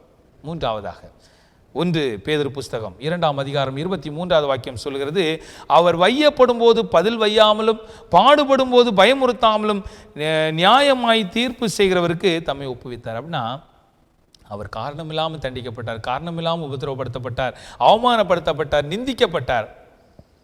ஆனால் அவருடைய வல்லமையை குறித்து பார்க்கிற பொழுது அவர் நினைச்சிருந்தா ஒரு சின்ன பார்வை போதும் அது அவர்களை பயமுறுத்தி இருக்கும். அல்லது அவர் பதிலுக்கு பதில் பேசியிருந்தா அவர்களால் நின்றுக்கவே முடியாது. ஆனால் என்ன செஞ்சாருன்னு பார்த்தீங்கன்னா, அவர் வையப்படுகிற பொழுது பதில் வையாமலும் அல்லது பாடுபடுத்தப்படுகிற பொழுது பயமுறுத்தாமலும் இருந்து என்ன காரியத்தை இயேசு கிறிஸ்து செய்தார் என்று பார்க்கிற பொழுது, நீதியாய் அல்லது நியாயமாய் தீர்ப்பு செய்கிறவருக்கு தம்மை ஒப்பு கொடுத்தார். ஒருவர் இருக்கிறாரு, அவர் நீதியாக நியாயம் செய்வார், அவர்கிட்ட என்னை ஒப்பு கொடுக்குறேன்னு சொல்லி இந்த இயேசு கிறிஸ்து ஒப்பு கொடுத்தார். ஆக இந்த 3 காரியத்தை நீங்கள் புரிந்து கொள்ள வேண்டும். முதலாவது, நீங்கள் பொன்னாக விளங்க வேண்டும். இரண்டாவதாக, நீங்கள் பொறுமையும் விசுவாசத்தை காண்பிக்க வேண்டும். மூன்றாவதாக, நீதியாய் நியாயம் செய்கிறவருக்கு நீங்கள் உங்களை ஒப்பு கொடுத்து நீங்கள் காத்திருக்க வேண்டும் என்று சொல்லி நாம் பார்க்கிறோம். எனக்கு அன்பான தேவனுடைய பிள்ளைகளாக உபத்திரவத்தை குறித்து இப்படிப்பட்ட காரியங்களை படித்துக் கொண்டிருக்கிறோமே. உபத்திரவ வேளையில் நாம் எப்படி நடந்து கொள்ள வேண்டும் என்றெல்லாம் பார்க்கிறோம். இப்படிப்பட்ட சூழ்நிலையில் உபத்திரவத்திற்கு ஒரு பெரிய உதாரணமே வேதத்தில் படிச்சிங்கன்னா, ஒரு நீண்ட கால உபத்திரவத்தை சந்தித்தது ஆதிகால திருச்சபை, கிறிஸ்துவை பின்பற்றி வந்த அந்த ஆதிகால திருச்சபை என்பதை பார்க்கிறோம். ஏன் உபத்திரவப்படுத்தப்படிச்ச அந்த சபை, அந்த திருச்சபைக்கு ஏன் உபத்திரவம் வந்துச்சு கேட்டிங்க அப்படின்னு பார்த்தீங்கன்னா, அஞ்ஞான மார்க்கங்கள் ஒரு பயத்தை அடைந்தது. ஒருவேளை கிறிஸ்துவை பற்றின போதனைகள் எல்லா இடத்திலும் பரப்பப்பட்டு கிறிஸ்துவே தெய்வம் என்று சொல்லி எல்லாரும் பறைசாற்றுவார்கள் என்று சொன்னால், இந்த அஞ்ஞான மார்க்கத்தினுடைய ஆலயங்களும் அதனுடைய பலிபீடங்களும் ஒன்றுமில்லாமல் நிர்மூலமாக்கப்பட்டு அவருடைய எல்லா பிரயாசங்களும் வீணாக போயிடும் என்பது அவர்கள் அறிந்ததுனால, இந்த கிறிஸ்துவ சபையை நம்ம ஒழித்து விட்டால், அல்லது அதை எரித்து போடத்தக்கதாக நெருப்பு மூட்டினால் இது ஒரு முடிவுக்கு வந்துவிடும் என்று சொல்லி அவர்கள் போராட்டத்தையும் துன்பத்தையும் அவர்களுக்கு விரோதமாக கொடுத்தார்கள்.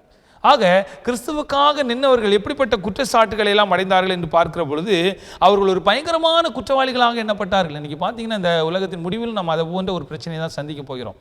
நீங்கள் கிறிஸ்துவுக்காக நிற்கிறீங்களா, உங்களுடைய வாழ்வில் நீங்கள் ஒரு பெரிய குற்றவாளியாக பார்க்கப்படுவீர்கள்.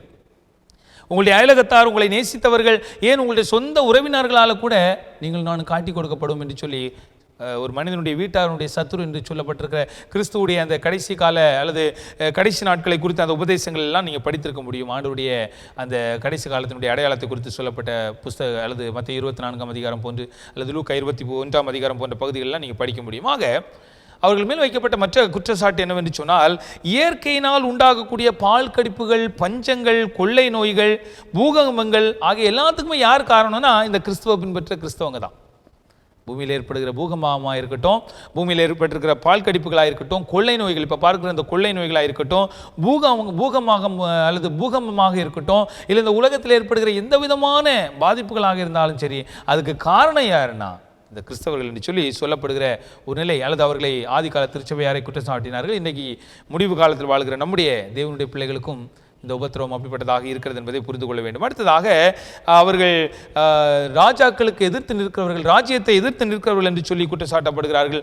மத விரோதிகள், சமுதாயத்தின் விஷப்பூச்சிகள் என்று அவர்கள் தீர்க்கப்பட்டனர். ஆதிகால திருச்சபையை குறித்தான் சொல்லப்படுது. அவர்கள் சமுதாயத்தினுடைய விஷப்பூச்சிகளாக எண்ணப்பட்டாங்க, மத விரோதிகளாக எண்ணப்பட்டாங்க, அல்லது இந்த ராஜ்யத்தினுடைய ராஜாக்களை எதிர்த்து நிற்கிறவர்கள் என்று சொல்லி அவர்கள் என்ன செய்யப்பட்டாங்க, குற்றம் சாட்டப்பட்டாங்க. பல விதமான உபத்திரவங்கள் எல்லாம் அடைஞ்சாங்க. அவங்க அடைஞ்ச உபத்திரவங்கள்லாம் நீங்கள் பார்த்தீங்க அப்படின்னா, அவர்கள் மிருகத்திற்கு இரையாக போடப்பட்டார்கள். அநேகர் மிருகத்தோல் போர்த்தப்பட்டு அந்த நாய்களுக்கு நடுவிலே போடப்பட்டு நாய்களினால் வேட்டையாடப்பட்டிருக்கிறார்கள். கடுமையான உபத்திரவத்தின் மத்தியிலும் கிறிஸ்துவுக்காக அவர்கள் நின்ற ஒரு அனுபவத்தை நீங்கள் பார்க்க முடியும். அந்த உபத்திரவத்தினுடைய ஒரு சில பகுதிகளை எபிரேயர் புத்தகத்தில் பவுலார் சொல்லியிருக்கிறதை நீங்கள் பார்க்க முடியும்.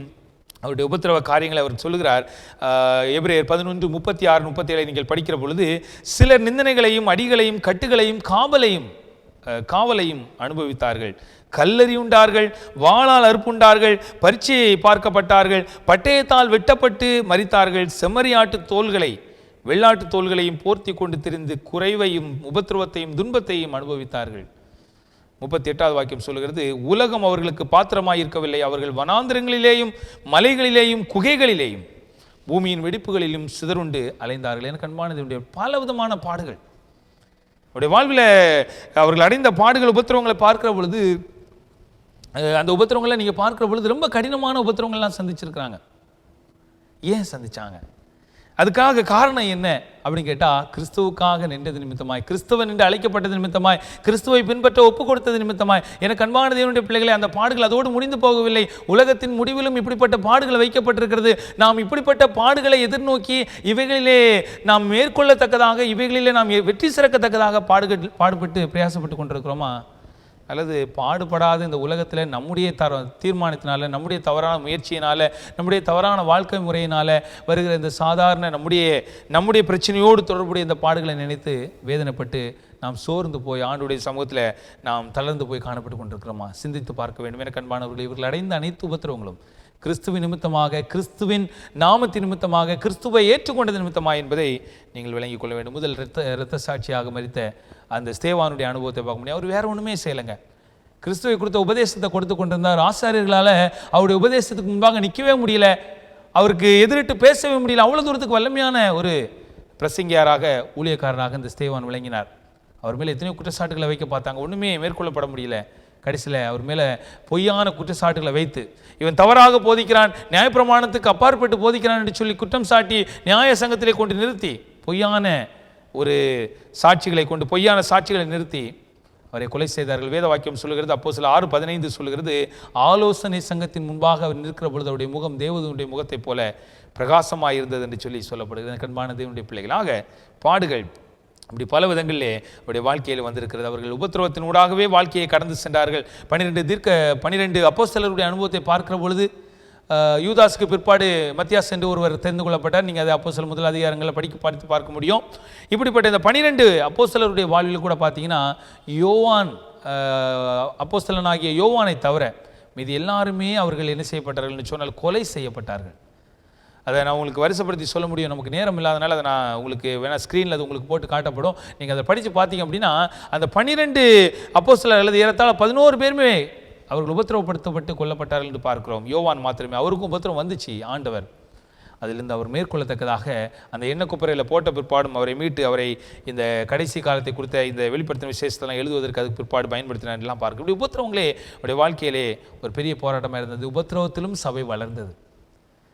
எவ்வளவு தூரத்துக்கு அவர்கள் நசுக்கப்பட்டார்களோ, எவ்வளவு தூரத்துக்கு ஒடுக்கப்பட்டார்களோ, அதற்கு அப்படியே பல மடங்கு இந்த திருச்சபை வளர்ந்தது. 12 பேரோடு துவங்கினது, பிற்பாடு 70 பேராக மாறினது, பிற்பாடு 120 பேராக மாறினது, அடுத்தது 3000 பேராக, 5000 பேராக, 10,000 பேராக, 20,000 பேராக, அப்படியே ஒவ்வொரு நூற்றாண்டுக்கு நூற்றாண்டு அப்படியே அது வளர்ச்சி பெற்று கொண்டு போனதை பார்க்கிறோம். 60,000 அல்லது 60 லட்சம் என்று சொல்லி இப்படி அந்த திருச்சபையுடைய ஆதிக்கால திருச்சபையுடைய வளர்ச்சியை நாம் பார்க்கிறோம். எனவே தான் ஒரு எழுத்தாளர் இதை சொல்லியிருக்க, நம்ம இதை கிரேட் கான்ட்ரவர்சி புத்தகத்தில் நீங்கள் வாசிக்க முடியும். என்ன சொல்கிறாங்க அப்படின்னு பார்த்தீங்கன்னா, அந்த ஒரு பகுதியை மட்டும் நான் உங்களுக்கு வாசித்து காண்பிக்க விரும்புகிறேன். நீங்கள் எங்களை சித்திரவதை செய்யலாம், துன்பப்படுத்தலாம், சலிப்படைய செய்யலாம், உங்களுடைய தீய தன்மைகளை, எங்கள் பலவீனங்களை சோதனைப்படுத்தலாம், ஆனால் அதுவே பிறரை எங்கள் பால் இழுக்கும் பலத்த அழைப்பாக அமையும். எந்த அளவிற்கு அதிகமாக நாங்கள் புற்களை போல கத்தரிக்கப்படுகிறோமோ அந்த அளவிற்கு நாங்கள் மறுபடியும் துளிர்த்து வளர்வோம். கிறிஸ்தவனின் இரத்தம் விதையாக உள்ளது என்று சொன்னார்கள். அப்படின்னா ஒரு கிறிஸ்தவனுடைய இரத்தம் பார்த்தீங்கன்னா விதையாக இருந்துச்சு. ஒரு கிறிஸ்தவனை விட்டாங்க, அந்த இடத்துல ரிப்ளேஸ் பண்ணுறதுக்கு அப்படியே பல ஆயிரம் கிறிஸ்தவர்கள் எழுப்பினாங்க. எனவே இந்த உபத்திரவம் திருச்சபையுடைய வளர்ச்சியை முடிவுக்கு கொண்டு வர முடியவில்லை. உபத்திரவம் திருச்சபையில் எந்த வகையான ஒரு பாதிப்பையும் கொண்டு வர முடியவில்லை. திருச்சபை வளர்ந்து ஓங்கினது. இன்றைக்கு கூட நம்முடைய கருத்தில் இந்த மெய்யான சத்தியங்கள் கிடைப்பதற்கு அவருடைய பாடுகள், அவருடைய உபத்திரவங்கள் காரணமாக இந்த கடைசி காலத்திலும் கிறிஸ்துவுக்காக நாம் நிற்பதற்கு, கிறிஸ்துவுடைய நாமத்தின் நிமித்தமாக நமக்கு பாடுகள் வைக்கப்பட்டிருக்கிறது என்பதை நாம் புரிந்து கொள்ள வேண்டும். என்னுடைய இந்த தியானத்துடைய முடிவு பகுதியாக உங்களுக்கு நான் ஒரு காரியத்தை சொல்லி முடிப்பேன் என்று சொன்னால், எப்படி உபத்திரவத்தை சகித்தார்கள் பாருங்க. அவர்களுக்கும் நம்மளை போன்ற மனநிலை உண்டு, நம்மளை போன்ற பாடுகள் அவர்கள், நம்மளை போன்ற பாடுள்ள மனுஷர்கள்னு வேதம் சொல்லுது. எப்படி அவங்க சகிச்சாங்க, ஏன் அவங்க சகிச்சாங்க, அவங்கள சகிக்கத்தக்கதாக வழிநடத்தின அனுபவம் என்னது, எப்படி அவங்களால இப்படிப்பட்ட பாடுகள் எல்லாம் அடைய முடிஞ்சிச்சு. நீங்கள் பவுலார் எழுதியிருக்கிற அந்த எபிரேய புத்தகத்தில் பார்த்தது போல பலவிதமான உபத்திரவங்களை சந்திச்சிருக்கிறாங்களே. அவர்கள் வாழ்க்கையில் நிம்மதி இழந்து, பாரப்பட்டு, எல்லா விதமான காரியங்களும் இழந்து, குற்றம் சாட்டப்பட்டு இப்படிலாம் அனுபவிச்சிருக்கிறாங்களே. ஏன் இதை அவங்க செஞ்சாங்க, ஏன் அவங்க எந்த ஒரு சூழ்நிலையை முன்னிட்டு அவங்க அதை மேற்கொண்டாங்க அப்படின்னு நீங்கள் பார்த்தீங்கன்னா, 2 வாக்கியங்களை உங்களுக்கு அதிலே சொல்ல ஆசைப்படுகிறேன். வேத வாக்கியமாக வெளிப்படுத்தின விசேஷம் 12ஆம் அதிகாரம் 11வது வாக்கியம் சொல்லுகிறது, மரணம் நேரிடுகிறதா இருந்தாலும் அதற்கு தப்பும்படி தங்கள் ஜீவனையும் பாராமல் ஆட்டுக்குட்டியின் இரத்தத்தினாலும் தங்கள் சாட்சியின் வசனத்தினாலும் அவனை ஜெயித்தார்கள். எனக்கு அன்பான தேவனுடைய பிள்ளைகளை, மரணம் நேரிடுகிறதா இருந்தாலும் பரவாயில்லைங்க, இந்த உபத்திரவத்தினால பாடுகளினால மரணம் வந்தாலும் பரவாயில்லைங்க, ஆனால் நாங்கள் என்ன காரியத்தை என்ன செய்ய விரும்புகிறோம் அப்படின்னா அதற்கு தப்பும்படி எங்கள் ஜீவனை நாங்கள் பார்க்கல. அந்த மரணத்தை பார்த்து அதுலேருந்து தப்பிக்கணும்னு சொல்லி எங்களுடைய ஜீவனை நாங்கள் அல்லது எங்களுடைய ஜீவனை வந்து நாங்கள் ஒரு பொருட்டாக எண்ணாமல் நாங்கள் என்ன செஞ்சோம் அப்படின்னு சொல்லப்படுது. அவங்க என்ன செஞ்சாங்கன்னு வேதம் சொல்லுதுன்னா, ஆட்டுக்குட்டியின் இரத்தத்தினாலும் தங்கள் சாட்சியின் வசனத்தினாலும் அவனை ஜெயித்தார்கள். ஆட்டுக்குட்டியுடைய ரத்தம், எனக்காக கிறிஸ்து இத்தனை பாடுகளை அடைந்திருக்க, எனக்காக கிறிஸ்து இப்படி ரத்தம் சிந்தியிருக்க அப்படின்னு சொல்லி கிறிஸ்துவுடைய ரத்தம், அந்த கிறிஸ்துவின் ரத்தத்தினால் வருகிற ரட்சிப்பு, அந்த மீட்பு, அவைகளை எண்ணி பார்த்து வேதத்தில் சொல்லப்பட்ட சாட்சியான அனுபவங்கள், வார்த்தைகளை எண்ணி அந்த பிசாசை என்ன செஞ்சாங்களாம், ஜெயித்தார்களாம். பிசாசு தான் இதெல்லாம் கொண்டு வருகிறான், பிசாசில் தான் இந்த உபத்திரம்லாம் வருது. ஆனால் மரணம் நேரிடுகிறதா இருந்தாலும் அதற்கு தப்பித்துக் கொள்ளும்படி தங்கள் ஜீவனை பார்க்காம, தங்களுடைய ஜீவனை ஒரு பொருட்டாக எண்ணாமல் ஆட்டுக்குட்டியின் இரத்தத்தினாலும் தங்கள் சாட்சியின் வசனத்தினாலும் அவனை ஜெயித்தார்கள் என்று சொல்லப்படுகிறது. இன்னும் எபிரேயர் 11:35 படித்து பார்த்தீங்கன்னா அது இன்னும் அழகான ஒரு விளக்கத்தை சொல்லுது. எபிரேயர் 11:35 வாக்கியம் சொல்லுகிறது, வேறு சிலர் மேன்மையான உயிர்த்தெழுதலை அடையும்படிக்கு விடுதலை பெற சம்மதியாமல் வாதிக்கப்பட்டார்கள். அவர்களுக்கு முன்பாக 2 காரியம் வைக்கப்பட்டிருந்துச்சு. உபத்திரவ வேளையில், பாடுகளின் மத்தியில், அந்த உபத்திரவங்களை சந்தித்து கொண்டிருக்கிற சூழ்நிலையில் 2 காரியம் வைக்கப்பட்டிருந்துச்சு. ஒன்று, அந்த உபத்திரவத்திலிருந்து அப்படியே மறுதளித்து பின்வாங்குகிற ஒரு அனுபவம். இன்னொன்று, உபத்திரவத்தில் தங்களை ஒப்பு கொடுத்து தங்களுடைய வாழ்க்கையை முடித்துக் கொள்கிற ஒரு அனுபவம். அவங்க என்ன செஞ்சாங்களாம் பார்த்தீங்கன்னா, மேன்மையான உயிர்த்தெழுதலை அடையும்படிக்கு விடுதலை பெற சம்மதியாமல் வாதிக்கப்பட்டார்கள். நாங்கள் விடுதலை பெற விரும்பலைங்க, நாங்கள் மறுதளித்து போக விரும்பலைங்க, எங்களுக்கு மேன்மையான ஒரு உயிர்த்தெழுதல் இருக்குது, அதை நாங்கள் பெற விரும்புகிறோன்னு சொல்லி தங்களை ஒப்பு கொடுத்தாங்களே. எனக்கு அன்பான தேவனுடைய பிள்ளைகள், இன்றைக்கு நம்முடைய வாழ்வில் இந்த உபத்திரவத்தை நம்ம எப்படி பார்க்குறோம்? உபத்திரவ வேளையில் நம்முடைய மனநிலை எப்படி இருக்கிறது? அல்லது இன்றைக்கி நம்முடைய வாழ்வில் உபத்திரவமே இல்லாத ஒரு சூழ்நிலையில், அல்லது கிறிஸ்துவ நிமித்தமாக அப்படி ஒன்றும் பெரிய பாடுகளை நம்ம அடையலை. ஏன்னா கிறிஸ்துவுக்காக நம்ம இன்னும் முழுமையாக நம்மளை ஒப்பு கொடுத்து கிறிஸ்துவ நிமித்தமாக, அவருடைய நாமத்தின் நிமித்தமாக பாடுபடத்தக்கதாக அவரை குறித்து நாம் பிரசங்கிக்கு நம்மளை முழுமையாக ஒப்பு கொடுத்து நம்ம இன்னும் வெளியிறங்கி என்ன செய்யலை, செயல்படலை. இப்படிப்பட்ட ஒரு சூழ்நிலையிலும், உபத்திரவம் இல்லாத இந்த சூழ்நிலையில் நம்ம உபத்திரவம் சொல்லி நம்ம வேதனைப்பட்டு கொண்டிருக்கிறோமா? எனக்கு அன்பான தேவனுடைய பிள்ளைகளை யோசித்து பாருங்கள். வேத வாக்கியம் சொல்லுகிறது, நீ காலாட்களோட ஓடும்போது உன்னை இளைக்க பண்ணினார்களானால் குதிரைகளோட எப்படி சேர்ந்து ஓடுவாய்? சமாதானமுள்ள தேசத்திலேயே நீ அடைக்கலம் தேடினால் யோர்தான் பிரவாகித்து வரும்போது நீ என்ன செய்வாய்? பார்த்தீங்கன்னா ஒன்றுமே இல்லை. இப்போ சாதாரண ஒரு வாழ்க்கை, சாதாரண ஒரு நிலை. இன்றைக்கி வருகிற பாடுகள் எல்லாம் நமக்கு தெரிந்திருக்கிறபடி நம்முடைய வாழ்க்கையோடு தொடர்புடையதாக இருக்கிறது, ஒருவேளை கிறிஸ்துவோடு தொடர்புடையதாக காணப்படலை. இந்த பாடுகளையே நம்ம சகிக்க முடியாமல் இதே ஒரு பொருட்டாக எண்ணி இதிலே நம்ம ஒருவேளை உருண்டு புரண்டு வேதனைப்பட்டு கொண்டு அழுது கொண்டு நம்ம துன்பப்பட்டு கொண்டிருப்போம் என்று சொன்னால், இது காலாட்களோடு ஓடுகிற ஒரு அனுபவமாக இருக்கிறதே, குதிரைகளோடு ஓடுகிற ஒரு அனுபவம் இருக்குது. நம்ம எப்படி அதை சகிப்போம்? சமாதானமாக இருக்கும்போதே சமாதானம் இல்லை, அல்லது தேசத்தில் சமாதானம் இல்லைன்னு சொல்லி நம்ம அடைக்கலம் தேடிக்கொண்டிருந்தா, யோர்தான் பிரவாகித்து வரும்போது என்ன செய்வோம்னு சொல்லி எரேமியா 12:5 கேட்கப்பட்டிருக்கு. கிறிஸ்துவுக்குள் பிரியமானவர்களே, யோசித்து பாருங்கள்.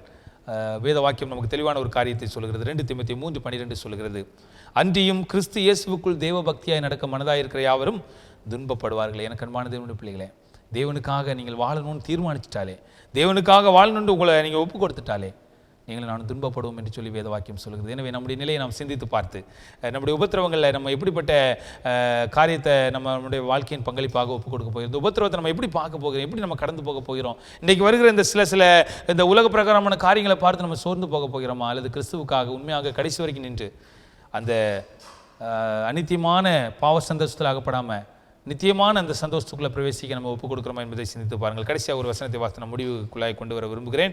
2 தீமோத்தேயு புஸ்தகம் 2:12 சொல்கிறது, அவரோட கூட பாடுகளை சகித்தோமானால் அவரோட கூட ஆளுகை செய்வோம், நாம் அவரை மறுதளித்தால் அவரும் நம்மை மறுதளிப்பார். ஒருவேளை அவரோடு கூட பாடுகளை சகித்தோம்னா, அவர் பாடுபட்டு அந்த பரலோகத்திலே பிரவேசித்து அவர் ஆளுகை செய்கிறது போல அவருக்காக நின்று ஜெயம் கொள்ளுகிறவன் எவனோ அவரோடு அவருடைய வலது பார்சத்தில் அமரும்படி, அல்லது அவரோடு அமர்ந்திருக்கும்படி, அவருடைய சிங்காசனத்தில் அமர்ந்திருக்கும்படியான பாக்கியத்தை கொடுப்பேன்னு சொல்லி வெளிப்படுத்தல் 3ஆம் அதிகாரத்தில் ஆண்டவராக இயேசு கிறிஸ்து சொல்லியிருக்கார். அந்த பாக்கியத்தை கொடுப்பேன்னு சொல்லுகிறார். எனவே அவரோடு பாடுபட்டால் அல்லது அவரோடு பாடுகளை சகித்தால் அவருடைய கூட ஆளுகை செய்வோம் என்று வேதம் சொல்கிறது. ஒருவேளை அவரை நம்ம மறுதளிப்போம் அப்படின்னா, நம்ம விடுதலை அடையத்தக்கதாக நம்முடைய ஜீவனை நம்ம ஒரு பொருட்டாக எண்ணி நம்ம ஒருவேளை பின்வாங்கி போவோம் என்று சொன்னால், அல்லது அவரை மறுதளிப்போம் என்று சொன்னால் அவரும் நம்மை மறுதளிப்பார் என்று சொல்லி வேத வாக்கியம் சொல்லுது. எனவே எனக்கு அன்பான தேவனுடைய பிள்ளைகளே, ஆக பாடுகளை நாம் சகித்து அவரோடு நாம் ஆளுகை செய்யத்தக்கதாக, அவரோடு நித்தியமாய் வாழ்கிற அந்த பாக்கியத்தை பெற்றுக்கொள்ளத்தக்கதாக ஆண்டவருடைய சமூகத்தில் நம்ம ஒப்புக் கொடுப்போம். 2 கொரிந்தியர் 4:17 சொல்கிறது, மேலும் காணப்படுகிறவைகள் அல்ல காணப்படாதவைகளை நோக்கி இருக்கிற நமக்கு அதி சீக்கிரத்தில் நீங்கும் லேசான நம்முடைய உபத்திரவம் மிகவும் அதிகமான நித்திய கனமகிமையை உண்டாக்குறதாக. அதி சீக்கிரத்தில் நீங்கி விடும் இந்த லேசான உபத்திரவம் என்று சொல்லப்படும். இந்த உபத்திரவங்களை, இந்த உலகத்தில் வருகிற இந்த அற்பமான பாடுகளை எண்ணாமல், இந்த பாடுகள் எல்லாம் ஒரு குறுகிய காலம் தான் வைக்கப்பட்டிருக்கு. ஆனால் அதுக்கு பிற்பாடு கிடைக்கிற மகிமையானது நித்தியமானது. அதற்கு ஈடே கிடையாது. அந்த பாடோடு ஒப்பிட்டு பார்க்கும்போது, உபத்திரவத்தோடு அவைகளை ஒப்பிட்டு பார்க்கும்போது அவைகள்லாம் ஒப்பிடவே பட முடியாத அளவுக்கு மகிமையானது மேன்மையானது என்பது பார்க்கிறோம். எனவே நாம் அவர்களோடு அல்லது ஆண்டவராகிய இயேசு கிறிஸ்துவோடு பாடுகளை சகித்தால் அவரோடு நாம் ஆளுகை செய்கிறவர்களாக இருப்போம். அவரை நாம் மறுதளித்தால் அவர் நம்மை மறுதளிப்பார் என்று வேதம் சொல்கிறது. எனவே நாம் அவருக்காக நிற்கப் போகிறோமா, அல்லது நாம் இந்த பாடுகளிலே பங்கடையாமல் பின்வாங்கி போய் அல்லது அவரோடு தொடர்பில்லாதவர்கள் போல நம்மை நிலைநிறுத்தப் போகிறோமா என்பதை சிந்தித்து பார்த்து இந்த பாடுகளை குறித்த ஒரு தியானத்தை நீங்கள் சிந்தித்து கர்த்தருக்காக இறுதி வரை உறுதியாக நிற்க உங்களை ஒப்புக் கொடுங்கள். கர்த்தர் தாமே உங்களை ஆசீர்வதிப்பாராக. ஆமேன். ஓகே, நாம் இந்த தியானத்தினுடைய நிறைவாக கர்த்தருடைய சமூகத்திலே ஆண்டுடைய ஆசீர்வாதத்திற்காக உபத்திரவத்திலே பொறுமையாக இருந்து நம்முடைய விசுவாசத்தை காண்பித்து பொன்னாக விளங்கத்தக்கதாக அவருடைய சமூகத்தில் ஒப்புக் கொடுத்து நாம் ஜெபிப்போம். கண்கள் முடியினோடு ஜெபத்திலே நீங்கள் கடந்து வரும்படி உங்களை அன்போடு கேட்டுக்கொள்கிறேன். கிருபை நிறைந்த எங்கள் பரலோகத்தின் பரமபிதாவே, நன்றி செலுத்துகிறோம் அப்பா, நன்றி செலுத்துகிறோம். உம்முடைய நன்மையான ஈவுகளுக்காக உம்மை ஸ்தோத்திரிக்கிறோம் ஆண்டவரே. தகப்பனே, உபத்திரவமா உலக சுகபோகமா என்று சொல்லி தியானித்தோம். இன்றைக்கு உலக சுகபோகத்தினாலே உலக பிரகாரமான சுகபோகத்தை நாங்கள் எதிர்பார்ப்பதினாலே அவைகளில் ஈடுபட எங்களை ஒப்புக் கொடுப்பதினாலே சில பாடுகளை நாங்கள் அனுபவிக்கிறோம். ஆனால் அத்தகைய பாடுகளினால் எந்த கீர்த்தியும் இல்லை, எந்த பலனும் இல்லை என்பதை நாங்கள் பார்க்கிறோம். கிறிஸ்துவ நிமித்தமாய் பாடுகள் வருகிறதா, கிறிஸ்துவ நிமித்தமாய் உபத்திரவங்கள் வருகிறதா, அது கிறிஸ்துவுடைய பார்வையிலே விலையேறப்பட்டதாக எண்ணப்படுகிறது. அதுக்குரிய பலனை பரலோகத்திலே ஆண்டவர் கொடுப்பதாக வாக்குரைத்திருக்கிறார். அந்த மகிமையான அந்த அவருடைய ராஜ்யத்திலே அது நிறைவாக கொடுக்கப்படும் என்று சொல்லி ஆண்டுடைய அந்த நல்ல வாக்குறுதிகளுக்காக நாங்கள் உம்மை ஸ்தோத்திரிக்கிறோம். கர்த்தாவே, இந்த அருமையான ஓய்வு நாளிலும் உம்முடைய சமூகத்திலே இந்த நல்ல தியானத்தை தியானிப்பதற்கு உதவி செய்தீரப்பா. எங்கள் வாழ்விலே ஆண்டவரே, நாங்கள் உம்மோடு பாடுகளை சகித்தோமானால் அல்லது நிமித்தமாய் பாடுகளை சகிக்க நாங்கள் ஒப்புக் கொடுக்கப்படுவோம் என்று சொன்னால் நாங்கள் பாக்கியவான்கள் என்று சொல்லப்பட்டிருக்கிறது ஆண்டவரே. உம்மோடு பாடுகளை சகித்தால் உம்மோடு ஆளுகை செய்வோம் என்று பார்க்கிறோமே ஆண்டவரே. அந்த மகிமையான அந்த ராஜ்யத்திலே உம்மோடு உம்முடைய ராஜ்யத்திலே நாங்கள் வாசம் பண்ணுவதற்கு, உம்மோடு நாங்கள் நிலைத்திருப்பதற்கு நீர் பயணித்த இந்த உபத்திரவ பாதையிலே நாங்களும் பயணிக்க வேண்டும் என்று சொல்லி நாங்கள் நியமிக்கப்பட்டிருக்கிறோம், அழைக்கப்பட்டிருக்கிறோம். அது எங்களுக்கு ஏற்படுத்தப்பட்டிருக்கிறது. உலகத்திலே உங்களுக்கு உபத்திரவம் உண்டு, ஆனாலும் திடன் கொள்ளுங்கள், நான் உலகத்தை ஜெயித்தேன் என்று சொன்னபடியே இந்த உலகத்தை நீர் ஜெயித்தது போல நாங்களும் இந்த உலகத்திலே இந்த பாடுகளை, இந்த உபத்திரவங்களை ஜெயிக்கிற பொழுது ஜெயம் பெற்றவர்களாக, ஜெயம் பெறுகிறவர்களுக்கு வைக்கப்பட்டிருக்க அந்த ராஜ்யத்திலே எங்களை நீர் கொண்டு சேர்க்க எல்லா வகையிலும் வல்லமை உள்ளவராய் இருக்கிறீர் என்பதற்காக உம்மை ஸ்தோத்திரிக்கிறோம். இந்த பாடுகள் அற்ப காலங்கள் ஆண்டவரே, சொற்ப காலங்கள் ஆண்டவரே, ஆனால் அதற்கு பிற்பாடு பெறுகிற மகிமை நித்திய மகிமை என்று பார்க்கிறோமே.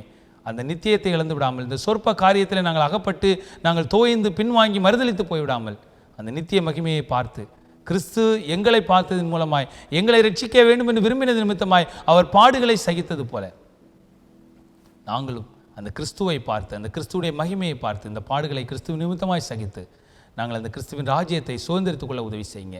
எங்கள் மத்தியில் இருக்கிற ஒவ்வொரு பிள்ளைகளுக்காக ஜெபிக்கிறோம். இந்த தியானத்தை தியானித்த ஒவ்வொரு பிள்ளைகளுக்காக ஜெபிக்கிறோம். தங்களுடைய வாழ்விலே அனுதின வாழ்வில் வருகிற அந்த உபத்திரவங்களுக்கும் கிறிஸ்துவ நிமித்தமாய் வருகிற உபத்திரவங்களுக்கும் வித்தியாசம் தெரியாதபடி ஒருவேளை காணப்பட்டிருந்தால் இன்றைக்குரிய தியானம் அந்த வித்தியாசத்தை காண்பிக்க தேவன் கிருபை செய்ததற்காக ஸ்தோத்திரம். எங்கள் வாழ்வில் வருகிற பாடுகளையும் உபத்திரவங்களையும் நாங்கள் பிரித்து பார்த்து கிறிஸ்துவுக்காக நாங்கள் பாடுபட்டு, கிறிஸ்துவுக்காக உறுதியாக நின்று, கிறிஸ்துவுக்காக இறுதி வரை நின்று இந்த பாடுகளை நாங்கள் மேற்கொள்ளத்தக்கதாக உதவி செய்யுங்க. பலவீனமாக இருக்கிற பிள்ளைகளுக்காக ஜெபிக்கிறோம், சுகவீனமாக இருக்கிற பிள்ளைகளுக்காக ஜெபிக்கிறோம், வியாதி பிணியிலே போராடி கொண்டிருக்கிற பிள்ளைகளுக்காக ஜெபிக்கிறோம், அனுதின ஜீவியத்திலே மன ரம்யமின்றி, மன சமாதானமின்றி, மனதில் ஆறுதலின்றி இருக்கிற பிள்ளைகளுக்காக ஜெபிக்கிறோம், கடன் தொல்லைகளிலே பலவிதமான கஷ்டங்களிலே அகப்பட்டிருக்கிற பிள்ளைகளுக்காக, வேலை வாய்ப்பு இல்லாத பிள்ளைகளுக்காக ஜெபிக்கிறோம். எப்படிப்பட்ட போராட்டங்கள் இருந்தாலும் கர்த்தர் அவைகளிலிருந்து மீள பிள்ளைகளுக்கு உதவி செய்ய வேண்டுமாய் ஜெபிக்கிறோம். தேவையோடு இருக்கிற பிள்ளைகளுக்காக ஜெபிக்கிறோம். எல்லாருடைய வாழ்விலும் சமாதானத்தையும் உம்முடைய மகிழ்ச்சியையும் அவர்களுக்கு நிறைவாய் தர வேண்டுமா நாங்கள் ஜெபிக்கிறோம். ஆண்டவர் உம்முடைய கரத்தில் எல்லாரும் ஒப்புக் கொடுக்கிறோம். சிறு பிள்ளைகளுக்காக, வாலிபர்களுக்காக, வயதுபர்களுக்காக ஜெபிக்கிறோம். இந்த கொடிய காலகட்டத்தில் இந்த வியாதியினால் பாதிக்கப்பட்டு மருத்துவமனைகளிலும் வீடுகளிலும் பலவிதமான போராட்டத்தோடு இருந்து கொண்டிருக்கிற ஒவ்வொரு பிள்ளைகளுக்காக ஜெபிக்கிறோம். மருத்துவர்களுக்காக, மருத்துவச்சிகளுக்காக, இன்னும் வேலை செய்கிற ஒவ்வொரு பணியாளர்களுக்காக ஜெபிக்கிறோம். ஆண்டவரே உதவி செய்யுங்க. சீக்கிரமாக இந்த சூழ்நிலையிலிருந்து நாங்கள் மீண்டும் இயல்பு நிலைக்கு திரும்ப உதவி செய்யுங்க. இது நிமித்தமாய் ஏற்பட்டிருக்கிற மனதின் தாக்கங்கள், குடும்பத்தில் ஏற்பட்டிருக்கிற தாக்கங்கள், சமுதாயத்தில் ஏற்பட்டிருக்கிற தாக்கங்களை கர்த்தர் மாற்றி சீக்கிரமாக இதிலிருந்து மீளத்தக்கதாக உதவி செய்யுங்க. உடைய கருத்தில் எங்களை ஒப்புக் கொடுக்கிறோம். உடைய சமாதானம் ஒவ்வொருடைய உள்ளத்திலும் நிரம்பி இருக்கத்தக்கதாக உதவி செய்யுங்க. உமக்காக நாங்கள் பாடுகளை சகிக்க நல்ல தீர்மானத்தை எடுத்து உமக்குள்ளாக உறுதியாக நிற்க பலன் தாருங்க. பிசாசை எதிர்த்து நிற்க, கிறிஸ்துவுக்காக நாங்கள் நிலைத்து நிற்க எங்களுக்கு உதவி செய்யுங்க. எங்களை ஒப்புக் கொடுக்கிறோம், தாழ்த்துகிறோம். எங்களை வழிநடத்துங்க, காத்துக்கொள்ளுங்க. இயேசுவின் நாமத்தினாலே கேட்கிறோம் எங்கள் பரிசுத்தம் உள்ள பரமபிதாவே, ஆமேன். என் ஆத்துமாவே கர்த்தரை ஸ்தோத்திரி, என் முழு உள்ளமையுடைய பரிசுத்த நாமத்தை ஸ்தோத்திரி. என் ஆத்துமாவே கர்த்தரை ஸ்தோத்திரி, அவர் செய்த சகல உபகாரங்களையும் மறவாதே, ஆமேன். கர்த்தர் உங்களை ஆசீர்வதித்து உங்களை காக்க கடவர்.